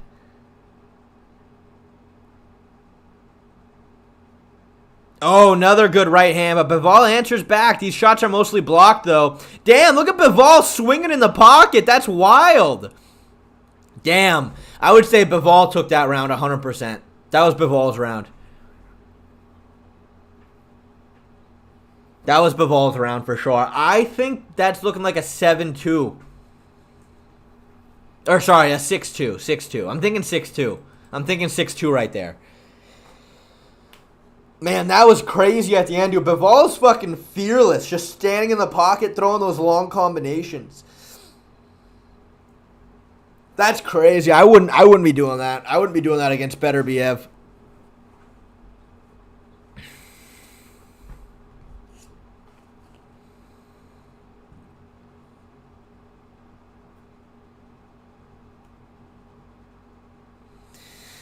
See, here's the thing. First of all, I don't know what to call you. Your name looks like Minecraft enchantment table words.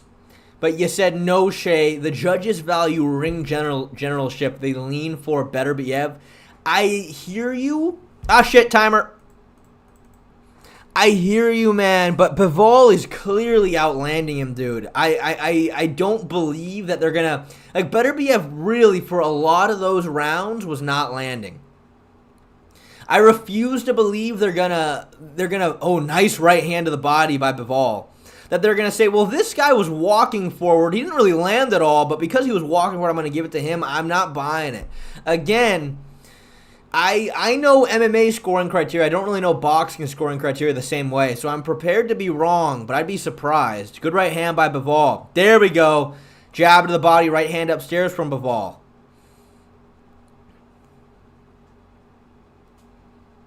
Another shot from Bivol, blocked.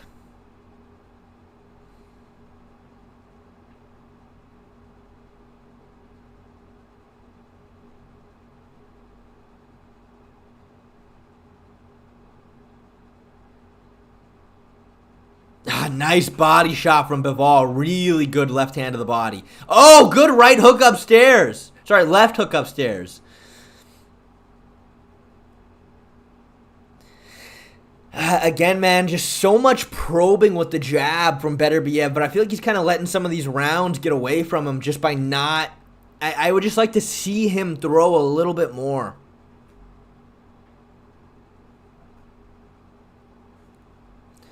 There we go. That was a right hand downstairs. Nice slip from Bivol, then counters with the 4-piece. That was wild. Yeah, I'm gaining a lot of respect from Bivol right here. A lot of respect.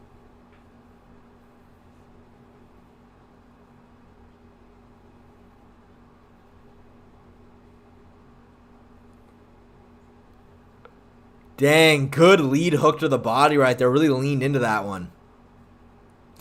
See, again, I don't know. Beterbiev comes forward, double jab, right hand, but he's punching very clearly into Bivol's gloves. I don't know how I feel about this game plan. It's like Beterbiev is purely relying on trying to land the counter, which, look, he might do. That was a good lead left hook by Beterbiev. Oh, but a really good combo from Bivol in return. Really good combinations and good movement. It's like Beterbiev is putting all of his chips on landing that one counter, whereas instead, I think he should be trying to set up this right hand just a little bit better.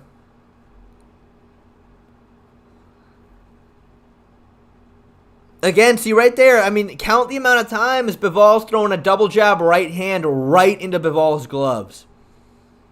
That's Bivol's round right there, clearly.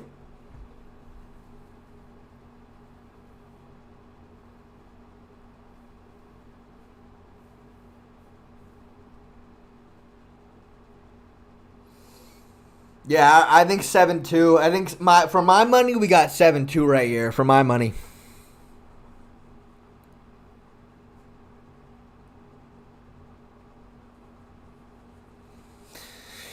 You also watch One Championship, and if so, who's your favorite fighter? I like at One FC. I mean, Cade Rotolo just debuted. I like Gary Tonin over there.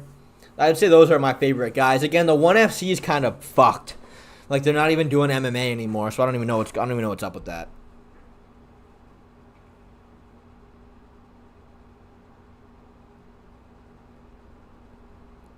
See, I hear you, Minecraft Enchantment Table. I understand, but again, man, it's difficult for me to opine that Beterbiev, who's not landing but is walking forward, won some of those rounds. I mean, yeah, for sure, some of those closer rounds, you can look at the ring generalship, but please excuse the helicopter flying by my house.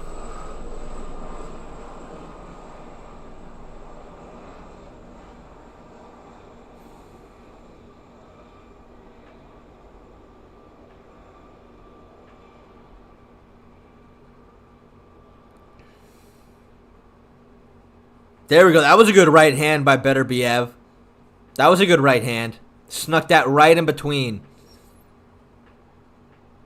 Yeah, dude, Beterbiev is going for it now. He's really going for it. Good 1-2-3 by Bivol, though.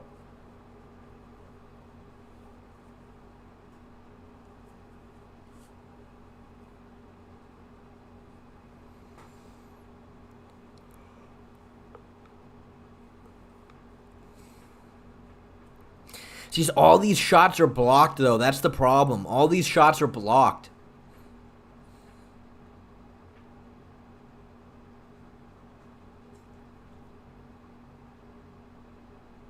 Finally, some more body shots from Beterbiev, but this might be a little too late for him. God, I don't know. You see what I mean by these right hands, though? You see what I mean? He's just punching into the gloves. I'd love to see him mix it up a little bit more.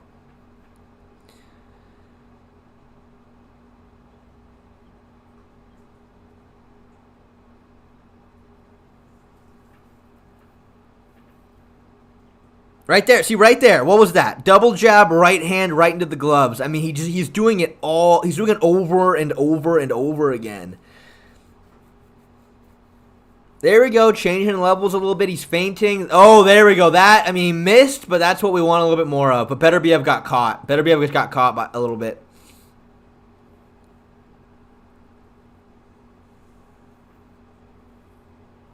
Oh, Bivol's unloading. A lot of these shots blocked, but he's unloading.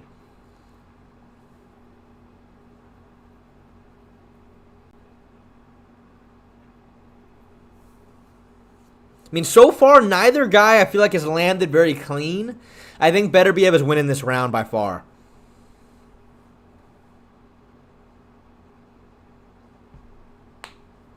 There we go. Yeah, Beterbiev really starting to unload here. Again, these shots are blocked, but he's throwing more. Bivol hasn't really landed anything this round.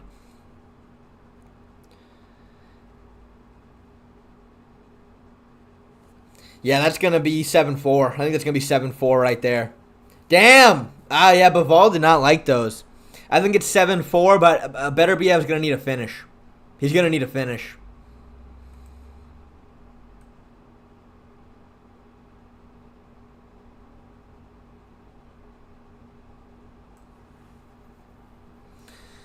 Better is like Wilder, great power, but fair boxer. Yeah, I hear you. It seems that way.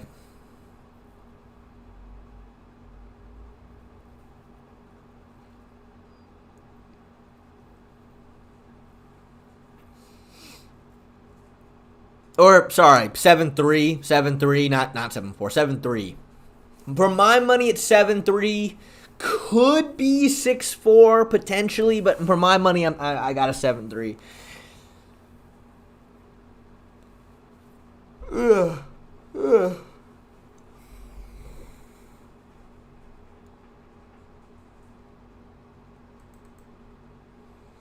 All right, here we go.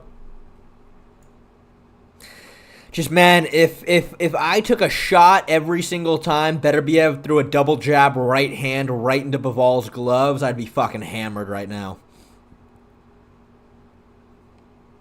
Good jab, though, by Beterbiev right there. Really good jab.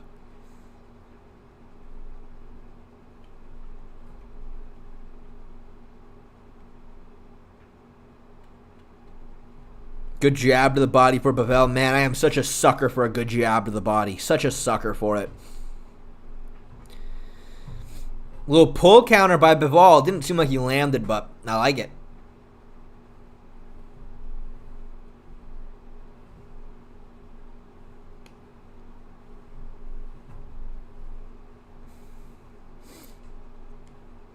Oh, nice shot by Bivol. Lead left hook to right hand. Beautiful combo. Putting a lot of sting on that, too. Oh, that was a really good jab by Beterbiev, though. Bivol did not like that.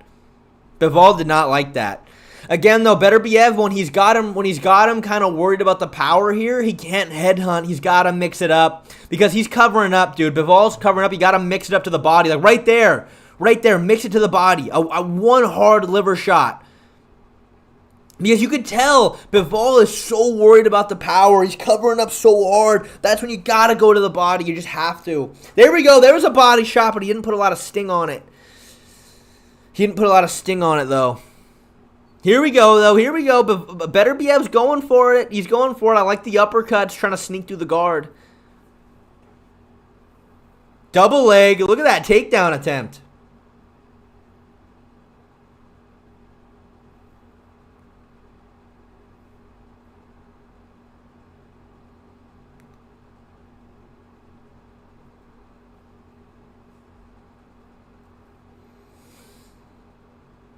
Some good jabs from Beterbiev so far. I mean, he's winning this round. Again, though, it's tough because so little of what he's throwing is landing clean. Like, if he just landed a couple shots clean, he can finish this fight. But you see, I like the angles he's trying to cut now, too. But again, it's too much headhunting for my taste. A little too much headhunting. There we go. That was a good liver shot from Beterbiev. That was a good liver shot. Bivol's not throwing.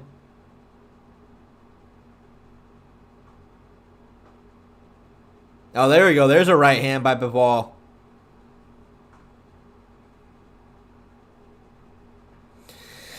All right. I mean, I would say, what are we at? That was 7-3. I'm thinking 7-4. I'm thinking 7-4, but potentially 6-5. Potentially 6-5. And if it is a 6-5, it all comes down to this round then, huh? But yeah, my money, I'm going to say 7-4.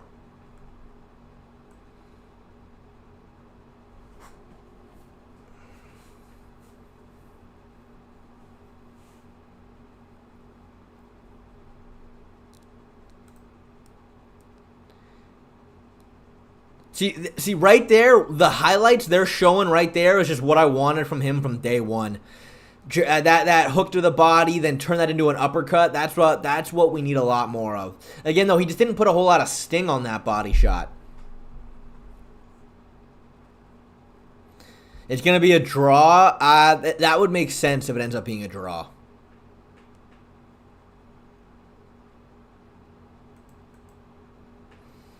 All right, 12th and final round. Bivol needs this one to make it, in my opinion, needs this one to like really set this in stone. There we go. He's throwing combos.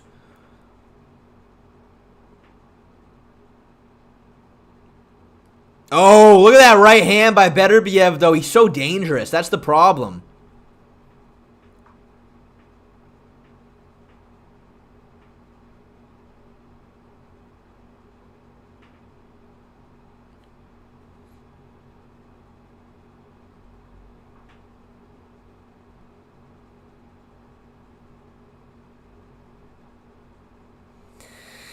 There we go. That's a good combo from Bivol. That's a real good combo. See, his shots just land a little bit cleaner. Just a little bit cleaner. Most of that was still partially blocked, but he lands it a little cleaner.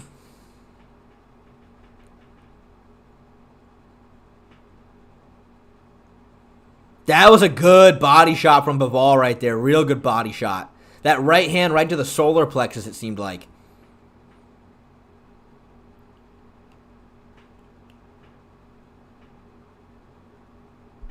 Nice, another good right hand to the body from Bivol.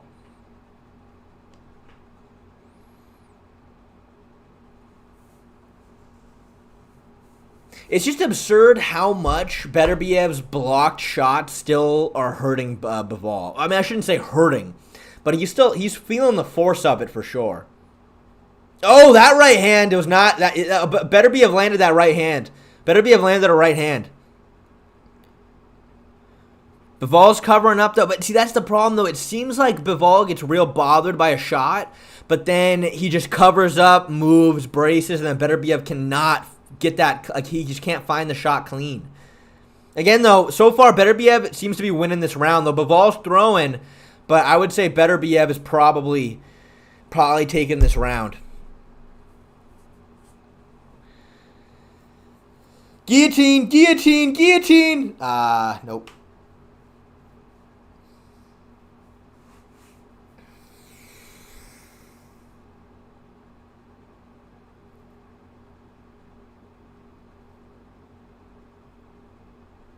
There we go. Finally, some shots to the body. Beterbiev's going for it, man. He's going for it.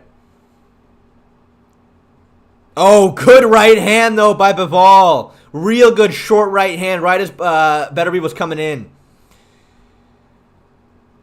Look at that. Look at those fucking clubbing right hands. That was like how Michael Chandler throws. They're throwing for it. They're throwing for a takedown attempt. That's the fight. That's the fight. I mean, look, I think for my money, I think that might be 7-5. I think there's potential for 6-6. I think there's potential for a 6-6. For my money, 7-5.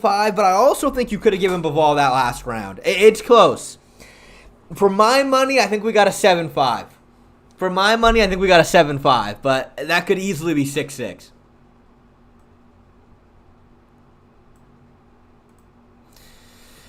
$8-4? I don't know. Man, maybe I fucking did need to shave, didn't I? Bivol wins that clearly. I think so. I think to me that's a pretty clear 7-5. To me it's either a 7-5. The second most likely option is an 8-4, or we have a 6-6. I think is our third possible option. The judges could give a draw just for money. Well, again, though, the judges are appointed by athletic commissions, right? So I would hope that's not the case, but you never know. You never know. There's no chance of a Beterbiev win. I don't think so either, but crazier things have happened. Crazier things have happened. Yeah, Bivol fought a very good fight, but again, dude, the amount of fucking times Beterbiev threw a double jab right hand right at Bivol's gloves, I mean, it was crazy. Beterbiev, in my mind, should have mixed it up more. He was relying 100% on just landing that one big shot, and even when he would land a shot that clearly that Bivol didn't like, he just kept headhunting. You know what I mean? And Bivol is just covering up, bracing, and it's like you're not going to knock him out unless you really start ripping to the body, get him to lower those hands a little bit to find that shot. But Beterbiev just wasn't doing it. It was pretty much 100% headhunting the entire fight. And that's where I think he really failed.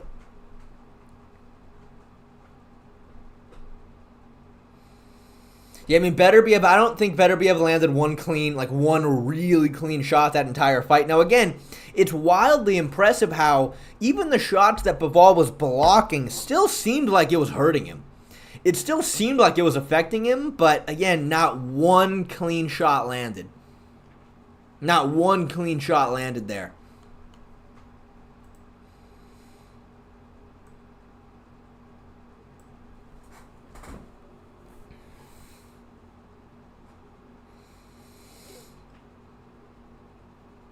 Bivol knows he lost? You think so? Beterbiev is going to rob him? That would be crazy. Let's turn this shit up. Lived up to the hype and what I was expecting. Yeah, I think Beterbiev got off. Yeah, I think Bivol won. I think that's a pretty clear Bivol win.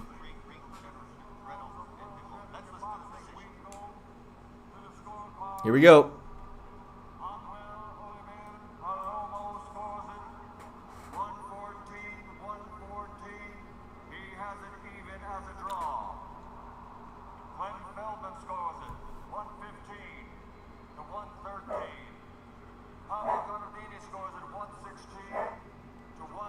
Okay, it's not a draw.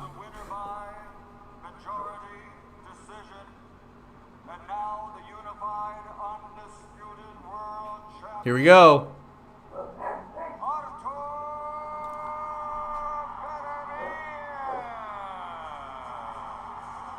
What the fuck? What? Wait. What? Hold on. Did I just hear that? Did I just hear a fucking 116 to 113 to Beterbiev? How? That doesn't make any fucking sense. That's crazy. That is crazy. That's insane. I don't even... 116 to 113 just doesn't make any sense to me, man. Like, I don't think Beterbiev landed a single clean shot that whole fight. I don't even know what to say to that, dude. That's insane. I told you they'll rob him. The judges are horrible. Dude, that's bad, man. I mean, as soon as I think boxing is making a come up, as soon as I think boxing might be back, something like that happens, and it just fucking ruins the whole sport. That just ruins the whole sport. Nah, ring generalship, man, according to Minecraft Enchantment Table. I mean, look, dude, I hear you. I can understand why someone would say ring generalship is important, but Beterbiev wasn't landing. That's my only problem. He wasn't landing. Like, I get it if it's a real close fight, but this guy is the one walking him down. Okay, you can lean towards him, but I don't think that was super close, man. I don't know if that was super close.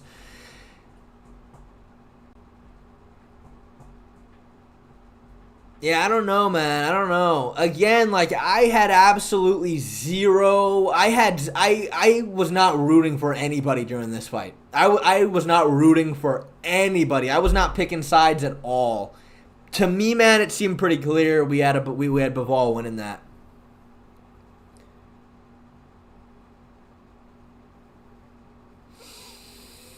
Hey, I mean, I don't know. I mean, look, it was clear that Beterbiev, when he was landing, even the shots that Bivol was blocking, like, you could tell he didn't like it. You could tell he had the power, but I just didn't see a single real clean shot landed. The moments where he did seem like he kind of had Bivol hurt, Bivol would just cover up, brace, and it was all headhunting. No clean shots were landed. To me, I don't know. I don't know. Yeah, I mean, to me, it seemed like potentially we were going to get a draw, potentially, but a 116 to 113 seems fucking egregious. And, but, like, who appointed these judges? That's what I'm curious about. Who appointed the judges? You know what I mean? Like, at least in the UFC, we've got athletic commissions. But who... It's because of the shit judging criteria. I mean, fair enough. Fair enough. I don't know. But 116 is crazy.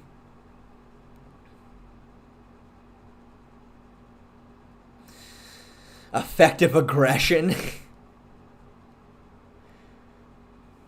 Beterbiev looked fine after. Bivol's face was wrecked. I don't know if that necessarily... again, I don't know. It's tough to say. I'm not an expert with judging the judging scoring criteria. I'm not an expert here, so I don't want to act like I am. But to me, I'm just looking at who was landing, who was fucking hitting the person, who was doing the better job at avoiding getting hit. And it seemed like Bivol was, based on that criteria, which I am not saying is the criteria, but based on that criteria, it seemed to me Bivol was winning.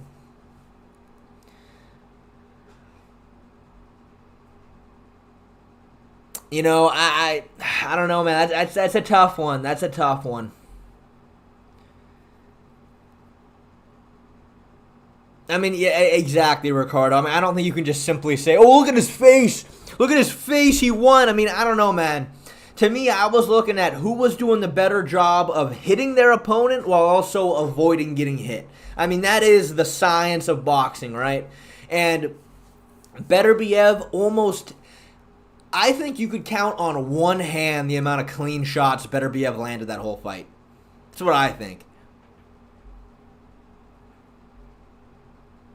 I know, DDP lost to Strickland. Look at his face. Yeah, same thing. I know, boxing judging, it's weird. It's hard to get a good gauge on exactly what they were looking for there because, I mean, again, clearly Beterbiev had power. Clearly the punches he was landing, even though most of them were blocked, Bivol didn't like it, but he did not land anything clean. That's my thing. He didn't land anything clean.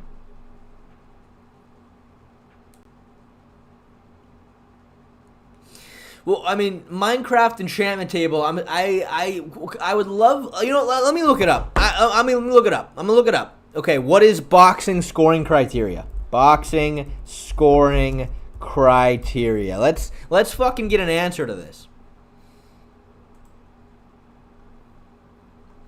All right. Let's take a look here. Let's take a look here. All right. In most bouts, 3 judges are seated at the ringside. If up close, those judges are approved by the same body license. The fights and possibly from a neutral location. Okay, all right, yes. Okay, all right. Judges score each round individually on a 10-point scale. Most are scored 10-9. Yes. If a boxer is knocked down or hurt, yes. So it's 10-8. Yeah, and 10-9. Okay, yes. All right. What do judges look for? Okay. Effective aggression. Being aggressive gives the impression of dominance, but unless the boxer is landing shots and not constantly getting countered, it isn't really effective. Judges look for effective aggression, whereas the aggressor is constantly landing punches and avoids those from his opponent. Okay, so the number one thing listed is who is landing punches and avoiding getting hit. That's Bivol did that. It's weird that they titled it effective aggression, though. Because they say it's effective aggression, but at the same time they say unless the boxer is landing shots and not constantly getting countered, it isn't really effective. I mean, all right. Damn it. Hold on, my dog's going crazy. Ollie, get over here. No. Get over here. You're being loud. All right, so... Number 2 is ring generalship, okay? Fighter controls the action. I guess Beterbiev did that a little more. Defense, how well is the boxer slipping, parrying, and blocking punches? Good defense is important. Well, Bivol was blocking everything. Hard and clean punches. The untrained eye can appear to a boxer is landing a lot of shots, but in fact, most are being blocked or aren't landing flush. A judge needs to look for hard shots that land clean.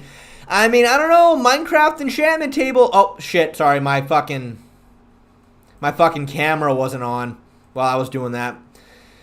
Look, guys, I don't know. I mean, Minecraft enchantment table was trying to tell me that based on the criteria, which is dumb, that Beterbiev should have been winning. Dude, all of this is telling me it's all about hitting and not getting hit. Right? Am I wrong, or where am I off here? Where am I off here? I mean, you tell me.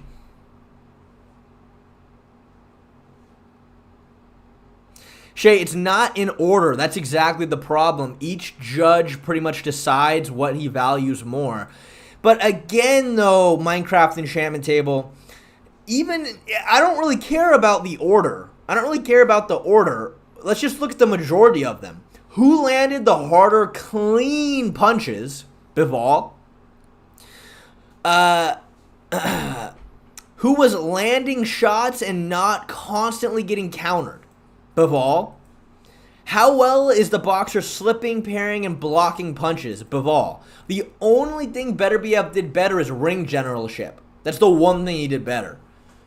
So I don't know.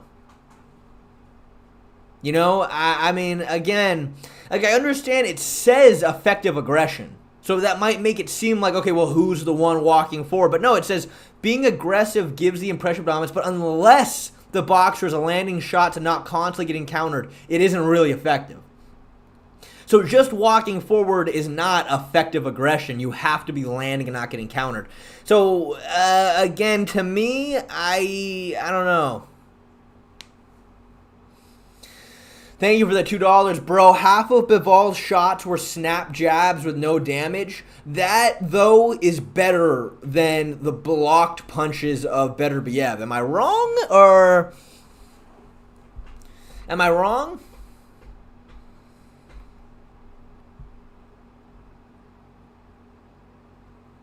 Half blocked shots with Beterbiev's power still does more damage than a glancing jab. I hear you, Dirtle. I hear you. But, again, it's not half blocked shots, Dirtle. That's the problem. You said half blocked shots are better than glancing jabs. The shots weren't half blocked, dude. They were pretty much all blocked.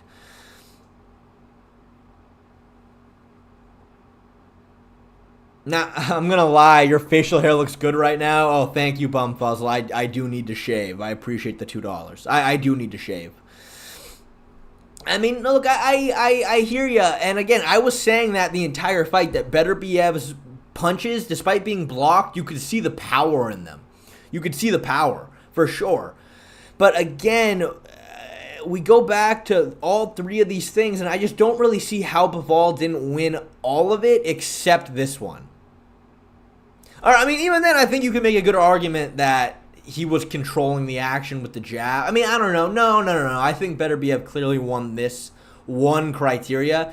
Again, though, I think his defense was really good. I mean, it literally says, how well is the boxer blocking punches? That's literally what it says. How well is he blocking punches? Well, Bivol was blocking all of the punches. So, I don't know. And again, hard and clean punches. It can appear as if the boxer is landing a lot of shots when in fact most are being blocked. I mean, pretty much all of Beterbiev's shots were blocked. So again, and like I said, I had absolutely no horse in this race. And I truly mean that. I was not rooting for any guy. I want to get to the bottom of this.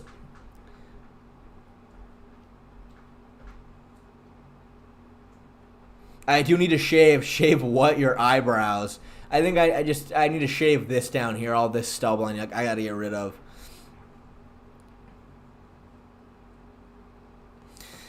Bivol landed the cleaner shots, countered superiorly to Beterbiev. However, I believe Beterbiev landed the more effective punches, inducing more damage. You know, that I can understand. Better smiling ass knowing he robbed Bivol. I mean, yeah, again, man, I don't know. I will keep saying it. I did not have a horse in the race. I was not rooting for anybody during this matchup. I swear to God. I just don't think Beterbiev landed anything clean. I don't think he landed anything clean. All right, I'm listening, Minecraft Enchantment Table. Shay, listen, the problem is that the judges just decided they value ring generalship more than anything else, which is... For some, they can, and by the way, I think Bivol definitely won. But, okay, where does it say, so ring generalship, okay, interesting. The fighter who controls the action and enforces their will and style. Okay. But don't you think that Bivol was the one enforcing their will and style by constantly landing the jab? And I'm asking that generally. I mean, I'm asking that genuinely. I mean, he was landing shots over and over and over again. So I don't know. If it was MMA criteria, better would have won. You think so?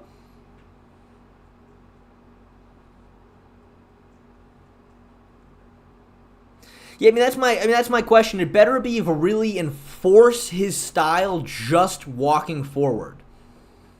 Is that enforcing your style? To me, the guy enforcing their style is the one popping the jab the entire time.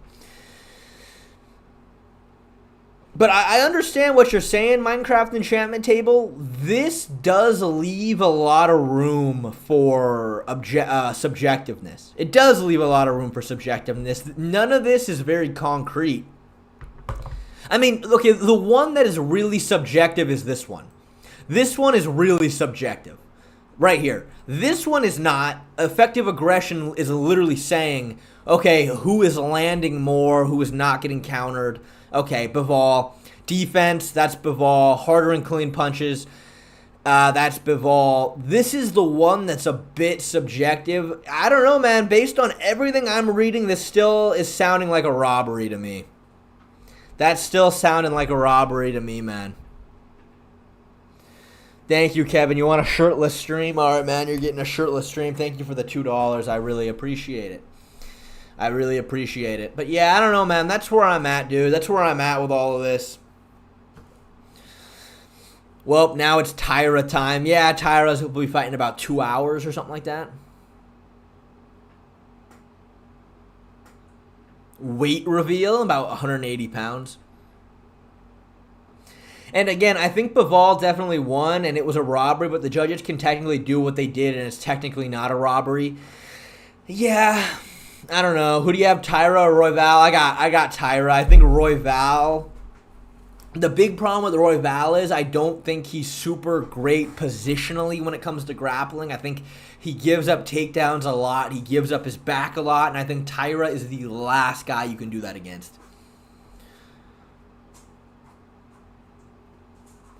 Yeah, man, I don't know. They were only showing those shots that Bivol landed, and Crusaders think Bivol got robbed. I don't know, Mahidi Hassan. We pulled up the judging criteria and we read all the way through it, and to me, I still don't see how you can make the argument that Bivol should have won that. Can I backflip? Nah.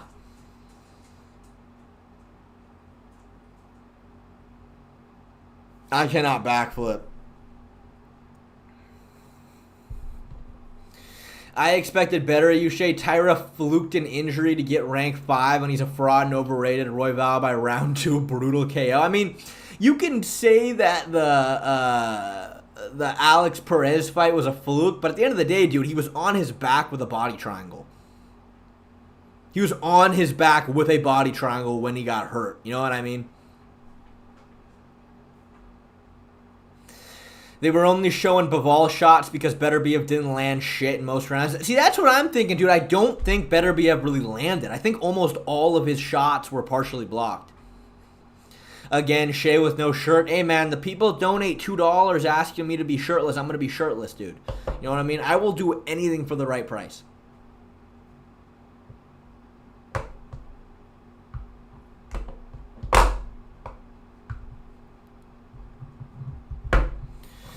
Ring generalship is extremely important. Well, Dave, yeah, again, I hear you, but ring generalship is defined as the fighter who controls the action and enforces their will and style. That's what it says. So does that mean that you win if you're the one walking forward? No, that's not what it says. That's not what it says. I mean, I think the guy who was enforcing their will and style was the guy constantly landing the jab. To me, I mean, again, this one does seem subjective, though. The rest does not, though. And I keep saying this as somebody who did not have a horse in the race. I was not rooting for any particular person. Tyra had the back with 2 minutes left. If you think a back take is an automatic finish at the highest level MMA, you officially... I didn't... First of all, Dirtle, I didn't say that. Second of all, I don't know, Dirtle. I don't even... I don't even I disagree. I don't even know what you're trying to say, dude. I don't know what you're trying to say. But it just sounds exhausting for me to try to even talk with whatever point you just tried to make. How much to icy hot my balls part 2? For $10, I'll put a little bit of icy hot on my balls. For $10, I'll put a little bit. Backing up the whole time isn't imposing your style. Again, though, boxing, like what boxing is hitting your opponent and not getting hit. So the guy backing up but popping you with the jab the entire fight is the guy accomplishing what boxing is. Right? The point is, Perez would have defended the back take and Tyra won off a fluke injury. The point is, he didn't defend the back take. His back was taken. Now, if Dirtle, you want to say, no, Perez would have defended the choke, I'd say, okay, yes, he wouldn't have just simply defended the back take. He had his back taken with a body triangle. So, I don't know. Defend against the finish, I mean, again, though, that's irrelevant. He had his back. So he was, I mean, I don't know what you're trying to say. Like, I understand Tom Aspinall's injury against Curtis Blade. Yeah, I mean, clearly a fluke. The fight starts, nothing lands, and then he takes a step back, he blows his knee out. Yeah, that's a fluke. Tyra, he took Perez down. Perez turtled. He jumps on his back with a body triangle, has his back, his rib pops. Is that a clear, concise win? I mean, not necessarily, but I don't think it's the same.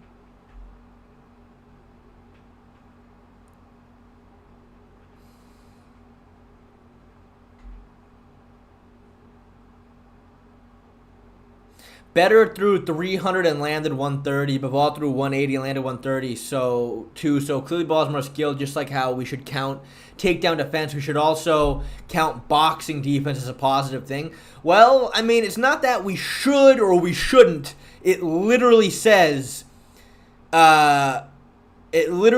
defense. How well is a boxer blocking punches?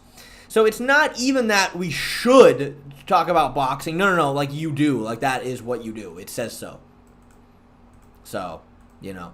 Yeah, again, I don't know, man. Based on everything I'm reading on judging criteria here, I'm not seeing how Beterbiev won that.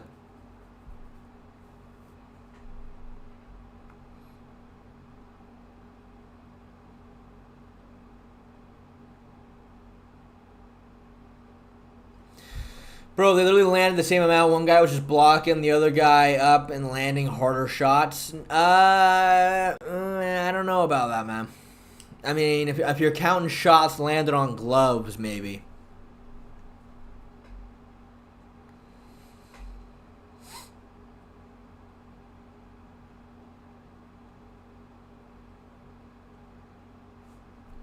Yeah, Dirtle, though, saying he only had the back take with 2 minutes left, you're basically saying that, oh yeah, Tyra won that round.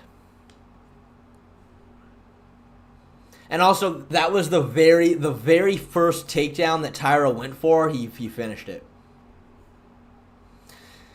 Yeah, let's talk MMA now. Let me change the title of this stream.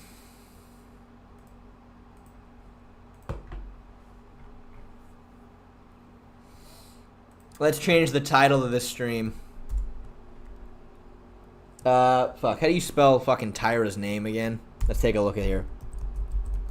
How do you spell Tyra's name? I completely forget.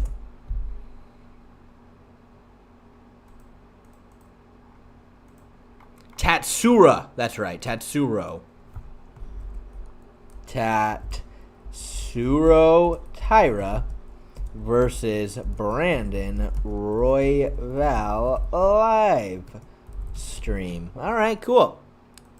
Yeah, I mean, again, man, I had no horse in the race. Like, I'm not upset or anything like that. I mean, I really was not rooting for anybody here. I just trying to understand the sport of boxing one more step at a time, you know?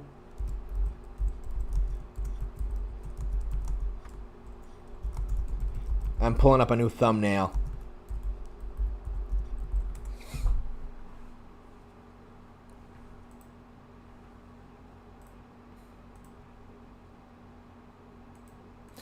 I am pulling up a new thumbnail.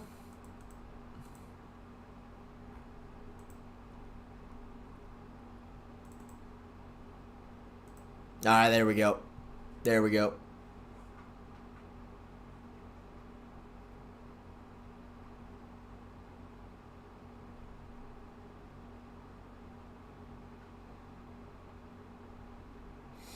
Casual man, pull up the criteria for MMA and show the part where you claim it will say it's how close you are to a finish that wins you the fight because the criteria is damage, you dumb bitch. Thank you, Cameron. I appreciate you, buddy.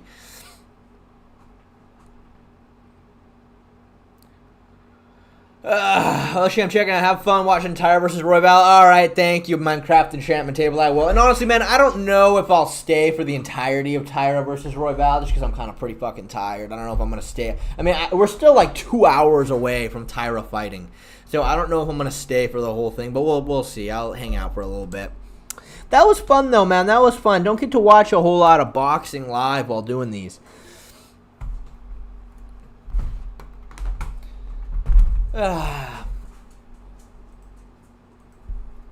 Let's see here. ESPN.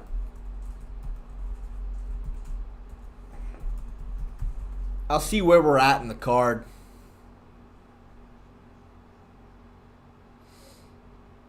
I'm gonna watch your video about Bivol versus Shavkat. All right, thank you. Yeah, I'm gonna need all the help I can get on that video.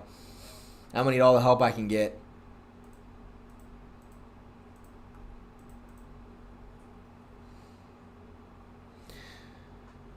Will I watch Fury versus UC2 on December 21st? Yeah, of course I will. Of course I will. Shay, do you happen to know about Snell's Law? I have no fucking idea what Snell's Law is. I'd love for you to enlighten me.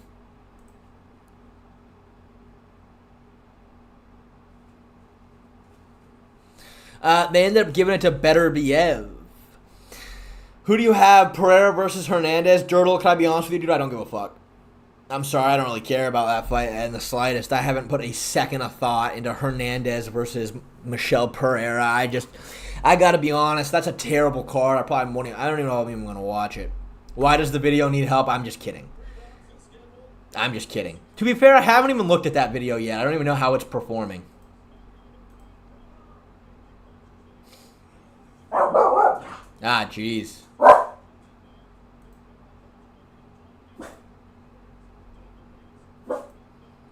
I will say that my most recent video is performing very poorly, but I imagine that's because of all the fights that are on right now. Everybody was watching Beterbiev. I would assume at least, but you know, you never know.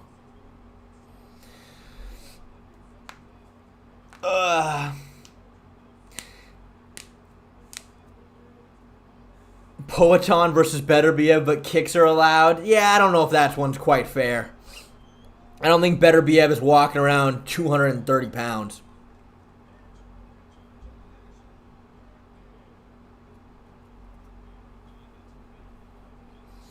Here we go. Alex Morono versus Daniel Rodriguez, I think his name was. You know, I'll tell you what, dude. I got a soft spot for Alex Morono.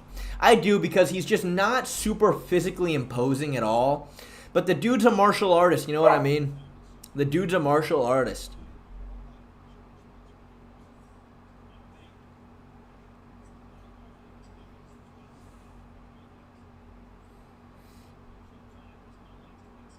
Hernandez versus Pereira is a good fight, but not for a main event. Yeah, I mean, I'll take a look at it for sure, but I just haven't really thought about it yet. 3.7 views in 3 hours. Bro fell down to Kenny's level. I mean, to be fair, it's not actually at 3.7. The views are a lot higher than that by a little bit. It's actually at 5.4. I mean, I would assume it's because of Beterbiev. It's because of the boxing fight that was on, and just I posted a bit more midday, I'd imagine. But, you know. Should I put on a shirt? It's got flashbanged. I mean, to be fair, I think that donation that was asking me to take my shirt off, that probably is up by now. If they donated more than $2, I would have kept my shirt off for longer. Ugh.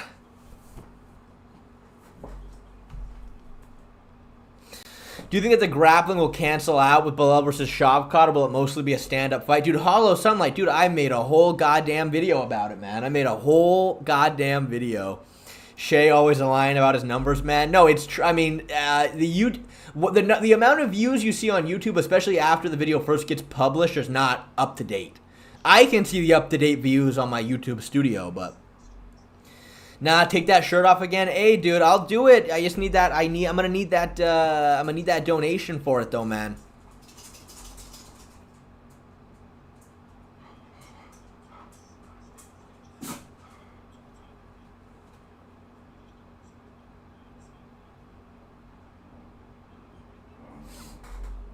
I'm trying to promote your new video. Oh, thank you, Hollow Sunlight. Yeah, I mean, I would assume, look, Shavkat is not taking down Bivol. He's not taking down Bivol. Now, can Bivol take down Shavkat? I think that's more likely, but again, Bilal's going to have to set it up with something, and I think Shavkat is very dangerous in close with the short combinations. I think he's a lot more dangerous in close than Leon Edwards is, so it's curious. I mean, I don't know. It's interesting for sure. I think the fight will end up on the feet for sure. But yeah, I mean, I would assume the video's performing bad because of the boxing fight and things like that. I can't imagine. Because, I mean, I don't know. Just looking at, like, what video is doing better than it right now? Let me see. Yeah, I mean, it's just performing so much lower than videos that are so much less hyped. I would assume that's probably a big aspect to it. Are you pursuing YouTube full-time? I sure am. I sure am.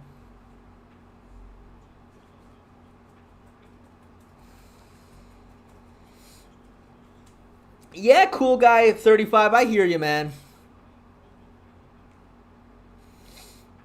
I hear you. I understand. I don't know, though, man. I might be leaning towards Holloway slightly if he fights with the right game plan.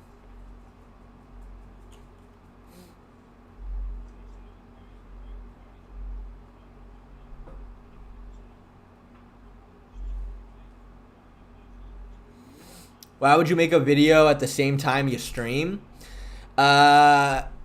Well, I made the video as quickly as I possibly could off of the announcement, and at the same time, I mean, it doesn't really, over the long term, the video's views should be fine, you know what I mean? Over the long term, just because it's not performing well immediately does not necessarily mean anything. So I don't really give a fuck. I mean, I don't know, a lot of people, especially when I first started YouTube, like, you get very, like, weird about it. You're like, no, I gotta post my video at the right time, and everything's gotta be perfect. If I post it too late, if I post it in the middle of this or that, it's not gonna, but it's like, if you typically watch my videos, that video will get re-recommended to you. You know what I mean? So to me, it's not a big deal. I posted it ASAP.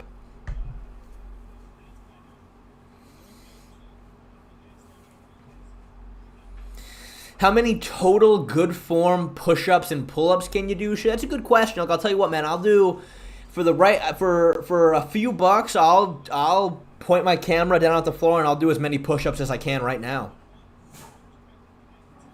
Videos get most views after day one. I mean, Laglager, I think a good example of what I'm trying to say is that so all the way back at UFC 300.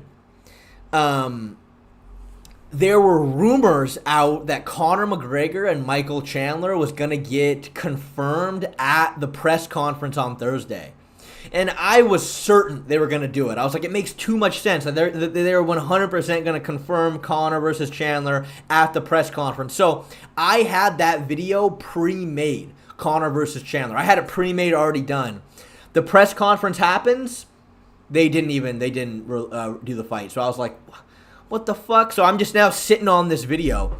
And then UFC 300 happens. At the fucking post-fight press conference, Dana White goes, oh yes, and Conor versus Chandler's official. And as soon as I heard it, I was like, all right. And I posted my Conor Chandler video. And for the first 2 days of that video being up, it did really bad. Because UFC 300 just happened. Nobody gave a fuck. But after about 2 weeks of that video being up, it fucking went all the way up to 200,000 views. So, to me, I don't think it's a big deal. I call 39 push-ups. Yeah, I don't know, man. I don't know if you guys want to see how many push-ups I can do. I will point my camera at the floor and I'll bust out some push-ups. How did the Japanese guy get a title shot against Pantoja on his debut? I guess we know John Jones' opponents for Dana's affection. Well, to be fair, though, the Japanese guy was a 2-time champion at Ryzen. Have you ever thought about changing the thumbnail and title after uploading? I feel like it helps videos blow up. Yeah, for sure. I've done that a lot. Yeah, like, dude, I've had times where I posted a video and like it's not doing great, and then I change the thumbnail, I change the title to something else, and all of a sudden the video completely turns around. That's happened before as well. 100%. But I mean, I don't know. You tell me. Look at my most recent video, Dirtle. Does it look like the title and thumbnail is just not good? I mean, I don't know. So I'm not too worried about it. Do I think Charles would beat GSP? No, I can't imagine Charles would beat GSP.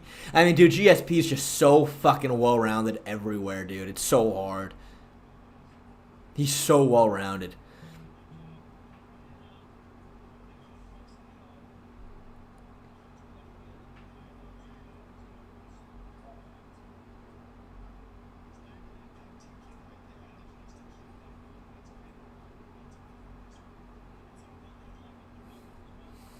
Charles is bigger than GSP. He actually might be a little bit. I mean, I don't know. GSP would walk around at about 190, I think.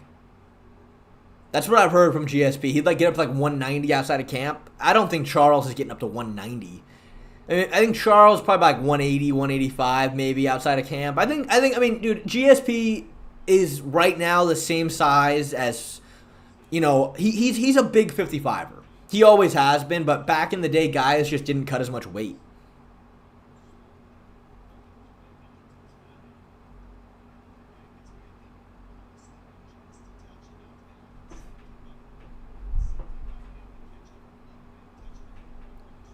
Dude, I love Alex Morono, man, because he's just like, dude, he's not an athlete, but he's a martial artist, dude. At 170, GSP walked around at 185, really? When he fought Bisping, he was bigger. I think he was a little bigger when he fought Bisping. I remember John Danaher talked about on JRE how George, honestly, I think he started his cut at 192. He really struggled putting on weight. That's what I recall hearing.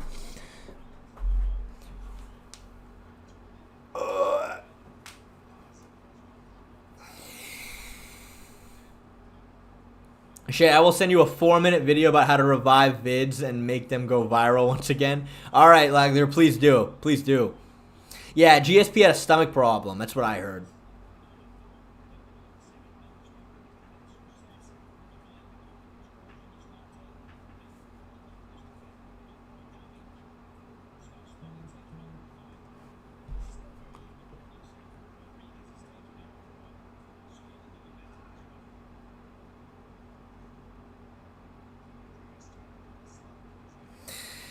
I love how the top comment on my most recent video was why MMA Shay's smile is a nightmare for orthodontists.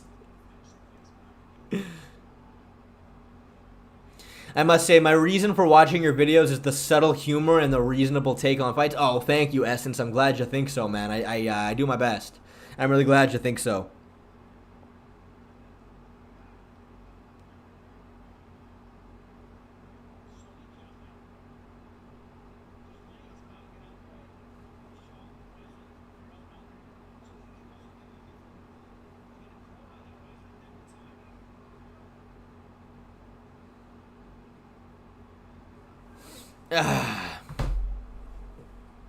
My reason is the ball icing and Charles cut out. Yeah, thank you, Sam. I know. I mean, look, I appeal to different people in different ways for sure. Opinions on Yoel Romero? He was a fucking jacked dude, wasn't he? Fucking jacked, girthy, juicy. I mean, Yoel Romero was a straight up fucking super soldier. Honestly, believes GSP would beat Khabib too. Yeah, I think so. I think Khabib would. I think GSP would easily beat Khabib.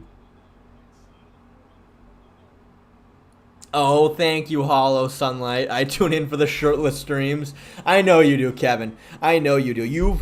You've probably sent me a total of like $25 total asking me to take my shirt off.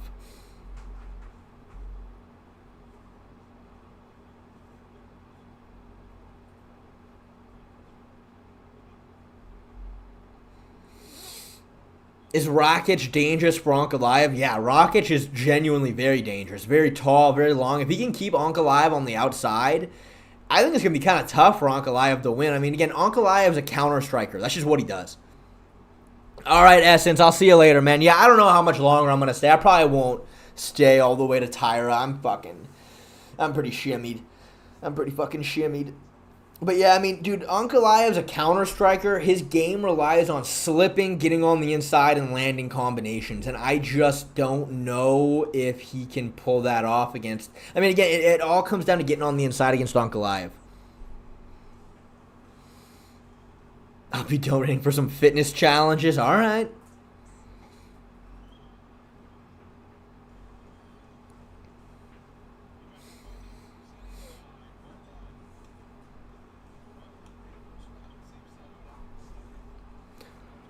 Rakic is kind of a slower version of Pereira. Yeah, he's got good straight shots, but he doesn't have that. He also doesn't have that same like sting on his punches that Pereira does, obviously. I mean, hey, look, real Zella, dude. Volkan Ozdemir's not bad, man. Volkan Ozdemir's decent, I think.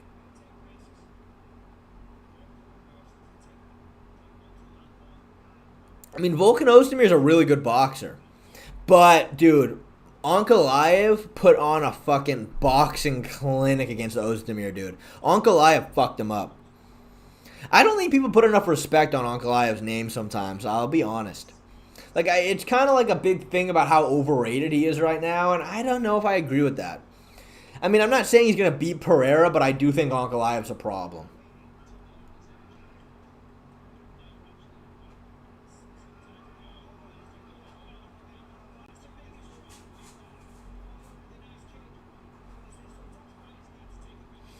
Most of the people other than Shea shitted on Batista when the judges were and the ref were to blame. Yeah, I mean, you know, dude, if you're Batista, what are you going to do, dude, right? Like, if I was in Batista's position, I'm telling everyone, fuck you, I won. I mean, what else are you going to say? You know what I mean? Like, I get it. Everybody loves Jose Aldo, but he needs to kind of ride this hate wave to get some more eyeballs on him, to be honest with you. That's what he needs to do. Thoughts on the Bivol robbery? Yeah, I mean, I don't know, man. We pulled up the boxing judging criteria, read through all of it, and to me, I don't see how Beterbiev won that fight.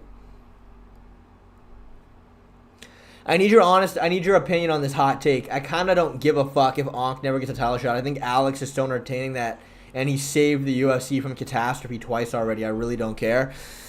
Yeah, I mean, I don't know, man. Again, it all comes down to whether or not Rakic can spoil this party. If Rakic wins, Ankalaev is next. 100%. But he's got to get through Ankh, dude. He's got to get through Ankh. That's the big question.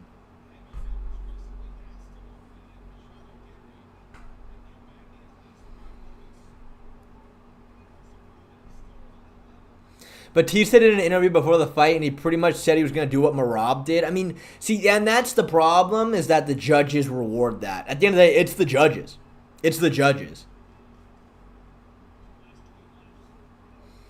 His only shit stain is getting buzzer beater subbed by Paul Craig. Oh, I know it's a long time ago, but still hilarious. That was hilarious. I know. Paul Craig's a beast.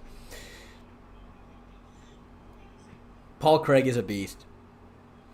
What do you think Pereira needs to do against Ankalaev? I mean, again, Ankalaev's entire game is counterpunching. That's what he does. He waits for you to throw a right hand, slips, gets on the inside, and just lands long combinations on you in the pocket.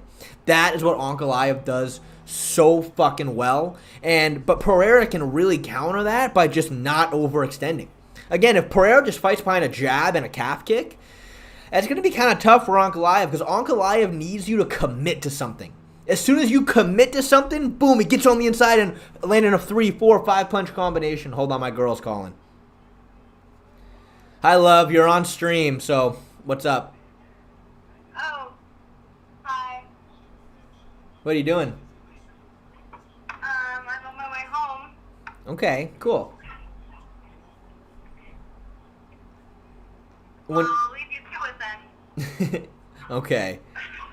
Bye. Bye. Tell her I said hi. Ah, too late. I would have said that. I would have said Dirtle said hi. I'm telling you, Pereira just needs to jab to win this fight and defend the takedown. Yeah, I agree with that, Real Zella. I agree. I mean, again, it all comes down to... let me turn this light on. What am I doing? Ah, there we go. Now I'm a bit more lit. Does Pereira spamming leg kicks affect Ankalaev's ability for takedowns? I mean, potentially. I'll tell you what, though. Ankalaev really... I mean, dude, Johnny Walker's entire game plan against Ankalaev was spam calf kicks. And honestly, Ankalaev defended them really well. Ankalaev defended the calf kicks very well against Johnny Walker. Now, of course, it's Johnny Walker. Pereira, it's way harder to read the calf kicks, but... Again, to me, the big thing with beating Ankalaev is just don't overcommit. How much do you pay her?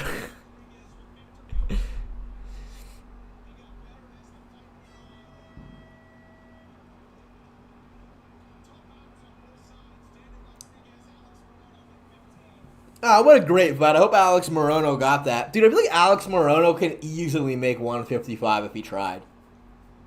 Right? I mean, like, he's not super big. I mean, D-Rod looks way fucking bigger than him. You see that video of Walker getting KO'd while sparring? No, I heard of that, but no, I never actually saw it. Let me actually look that up.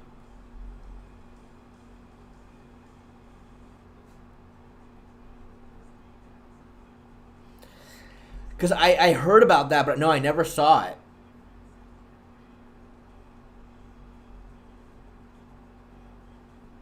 Gets knocked out in sparring. Let's see. Damn, big right hand by Walker.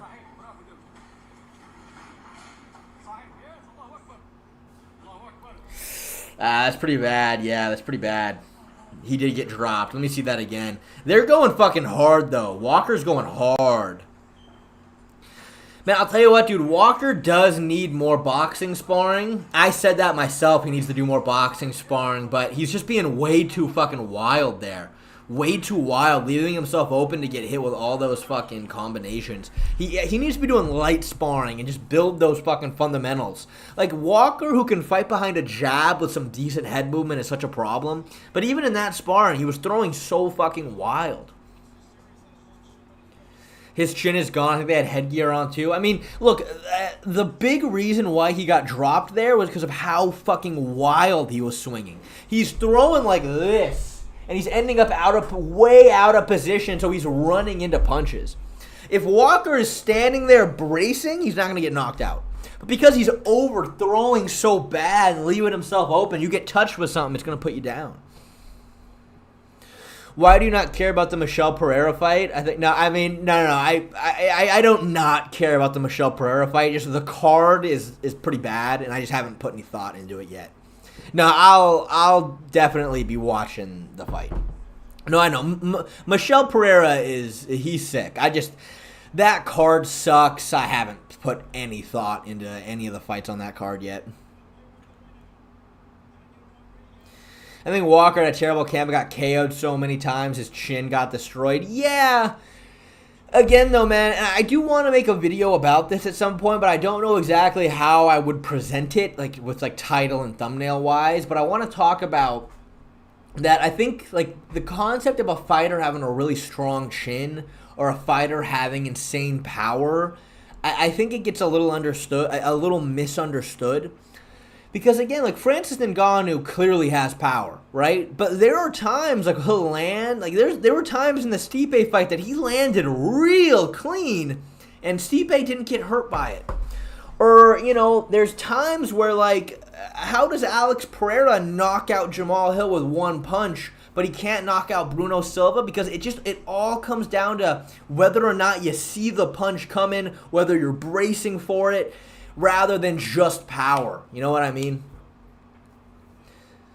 But again, though, that was Jim's idea. Yeah, Jim, that was your idea. You told me. The problem with knockouts in MMA are nobody understands MMA knockouts. Yeah, that's a good one. I'll write that down. I'll write that down. Yeah, Jim, yeah, I'll give you credit. You gave me that idea. Let me write that down.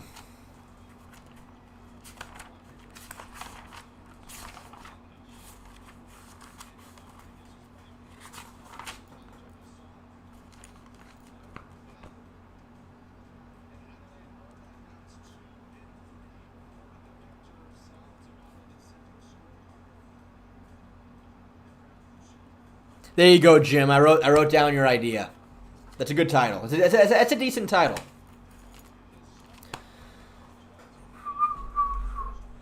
Please answer me, Shay. What? What'd you say?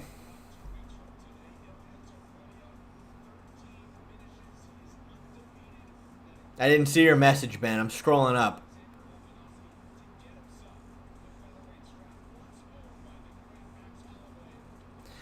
Twerk for a dono. No, I don't want to twerk for a dono, dude. I'm pretty I don't know, man. I don't know, dude. I don't know.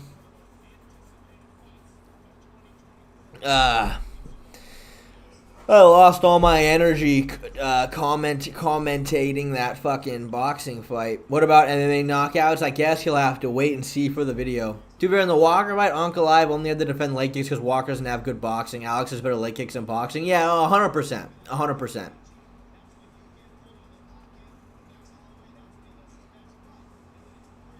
You got back shots for a dono, but twerking is off limits. You know what? It's off limits at this exact second. But yeah, yeah, I gave Charles back shots that one time. I'm willing to do anything. Man, 308 is such a solid card, dude. I'm glad Hamzat Whitaker's a 5-rounder too. That really makes the card a lot better.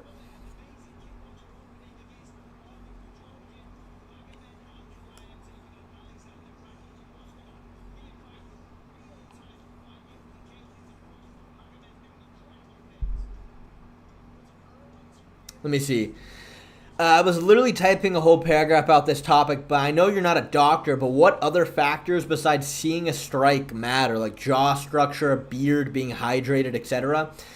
You know, I mean, I don't know. I don't know about having a beard does anything or being hydrated, but again, I really think that is the one big variable. It just comes down to seeing the punch coming. Again, we go back to Stipe's fight with Francis Ngannou the second time. Dude, Stipe ate some fucking bombs. He ate some legit bombs that did not wobble him. The shot that knocked Stipe out, Ngannou feinted a right hand. Ngannou goes forward with a right hand and then surprises him with a jab. Feints the right hand, jab right down the middle. That is what knocked Stipe out. And right before that, Stipe ate a clean right hand that got him right on the side of the head. Stipe just ate it. But the shot that knocked him out was a jab right down the middle because he just didn't see it coming. He wasn't bracing for it. When someone's punching at you with power and you tighten your whole body up and you're getting ready for it, your brain doesn't rattle the same kind of way as when you're relaxed. When you're relaxed and someone hits you, it just makes your brain rattle and just puts you to sleep like that. So, but yeah, I'm sure hydration plays a big factor. But again, and it's something that people just don't really talk about a whole lot. Like people, like after Jamal Hill's fight with Alex Pereira, people were like, wow, Pereira's power, it's just so spooky. It doesn't make any sense. He touches you and you go to sleep. It's like, well, not exactly. It's because he landed that shot against Jamal when he just didn't see it coming. Like, Jamal was in the process of throwing a right hand, and then Pereira just bopped him right as he was throwing. Whereas you go back to the Bruno Silva fight, and Bruno was just covering up the whole time and just eating punches because he saw them coming. And people, they just don't really take that into account as much when looking at power and things like that.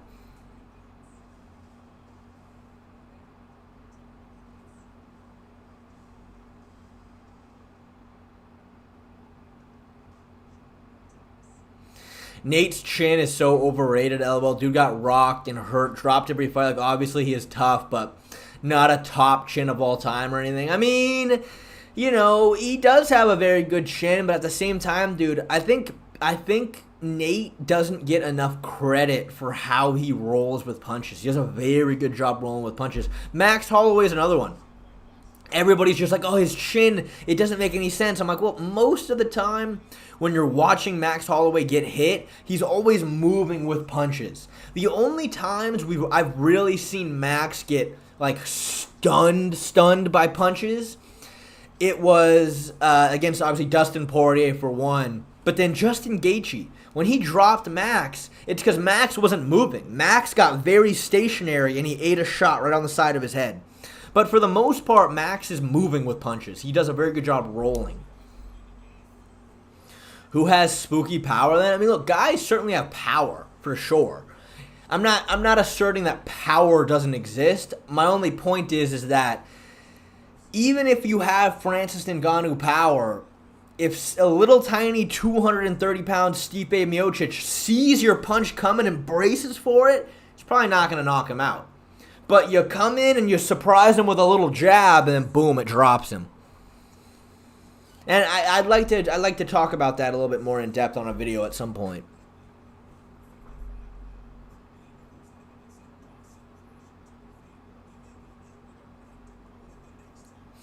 I mean, Ariel, a big factor for sure is just fucking the muscles in your neck is a big factor. Honestly, muscles in your neck is a big factor. That's why boxers do a lot of neck exercises, a lot of neck strengthening. So, I mean, there are quite a few factors, but does that mean Marvin Vettori is the best peripheral vision of all time? I mean, I'm sure that's a part, but also, though, Marvin Vettori is just such a big factor in Marvin Vettori is his size. You know what I mean? The bigger you are, the more you can eat punches. What about Wilder? Bro telegraphs all of his punches. I think when Wilder does drop people, I think a lot of the times, again, it's because, like, I don't have any specific examples off the top of my head, but, like, that one famous knockout he has is the guy's, like, covering up, and then he goes, like, big hook around the guard, big hook, and then right through the middle. You know what I mean? Again, though, I'd have to look at a very specific example of the shot, but yeah, I mean, same thing with Dricus. Like, a big factor in Dricus is just how big he is. And if you're bigger, you have more weight on you, you can eat more of a shot. That's also a factor. Should a thick neck make it harder to get choked? Yes, 100%. 100%. A thick, real strong neck is a lot harder to choke, for sure.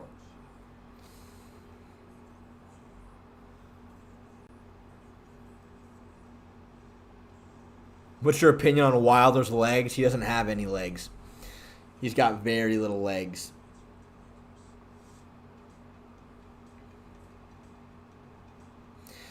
Should Bilal just wrestle Shavkat and trust his submission defense? Yeah, I don't think Shavkat's a super high-level submission artist. I mean, he's good, but I don't think he ain't Charles Oliveira or Brian Ortega when it comes to jumping on guillotines. Again, though, I think it's all going to come down to setting up the takedown. I think that's the big factor. All right, Dirtle. See you later, big guy.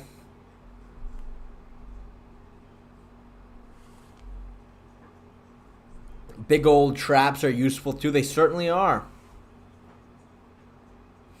That is why Armin was able to resist Charles' guillotine, because he's a hamster. Yeah, he's a hamster.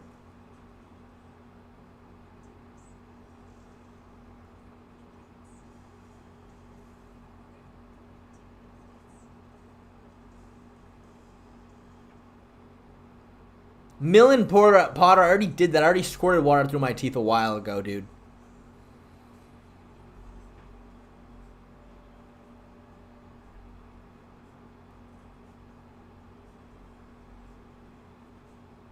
You say being bigger, you might mean, makes taking punches easier, but isn't cutting weight affect your chin? Well, yeah, because you have to lose weight. You have to get skinnier.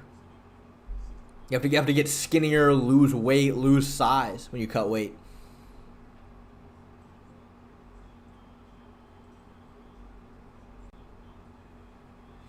Worst matchup for Hamzat, for me, it's Bilal. I could see that. I mean, it's tough, though, because now Hamzat's a 185er. But back when he was at 170, I think someone like Bilal's a tough matchup.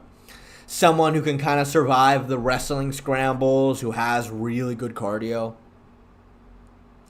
Hamzat versus Dricus. Dude, honestly, man, Dricus might be a bit of a tough matchup for Hamzat as well.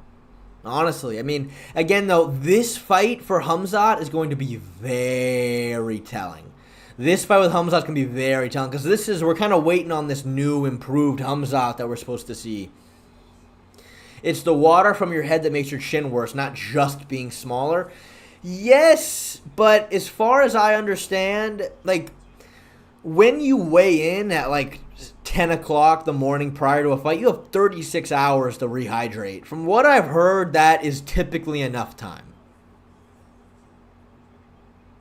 That's why IVs were banned. Interesting. I mean, I don't know. I'm sure that plays a factor for sure. Do I have a good chin? I think so. I've never been rocked. I've never, ever been rocked in my life. So, I hope so.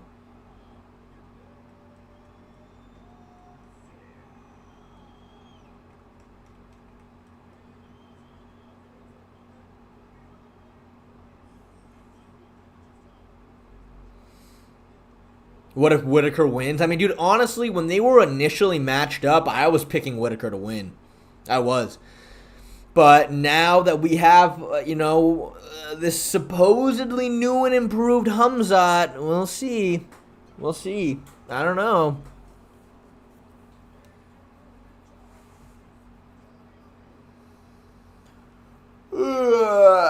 Oh, man. All right, guys. I think I'm going to get the fuck out of here. I'm pretty tired. We've been streaming for just about 3 hours now. I don't think I can hang in there till tired. I'm too tired, man. Ugh. So I'm probably going to get the fuck out of here. But I appreciate all you guys for coming. I really appreciate it. Thank you all. Hamzat really changed his camp to get the flu instead of the cold. What do you mean, what, Lagler? You're surprised? Yeah, dude, I'm probably going to get out of here. Alright, guys. I'll see you all later. I really appreciate you. Goodbye, everybody. Thanks for coming. Love all of you.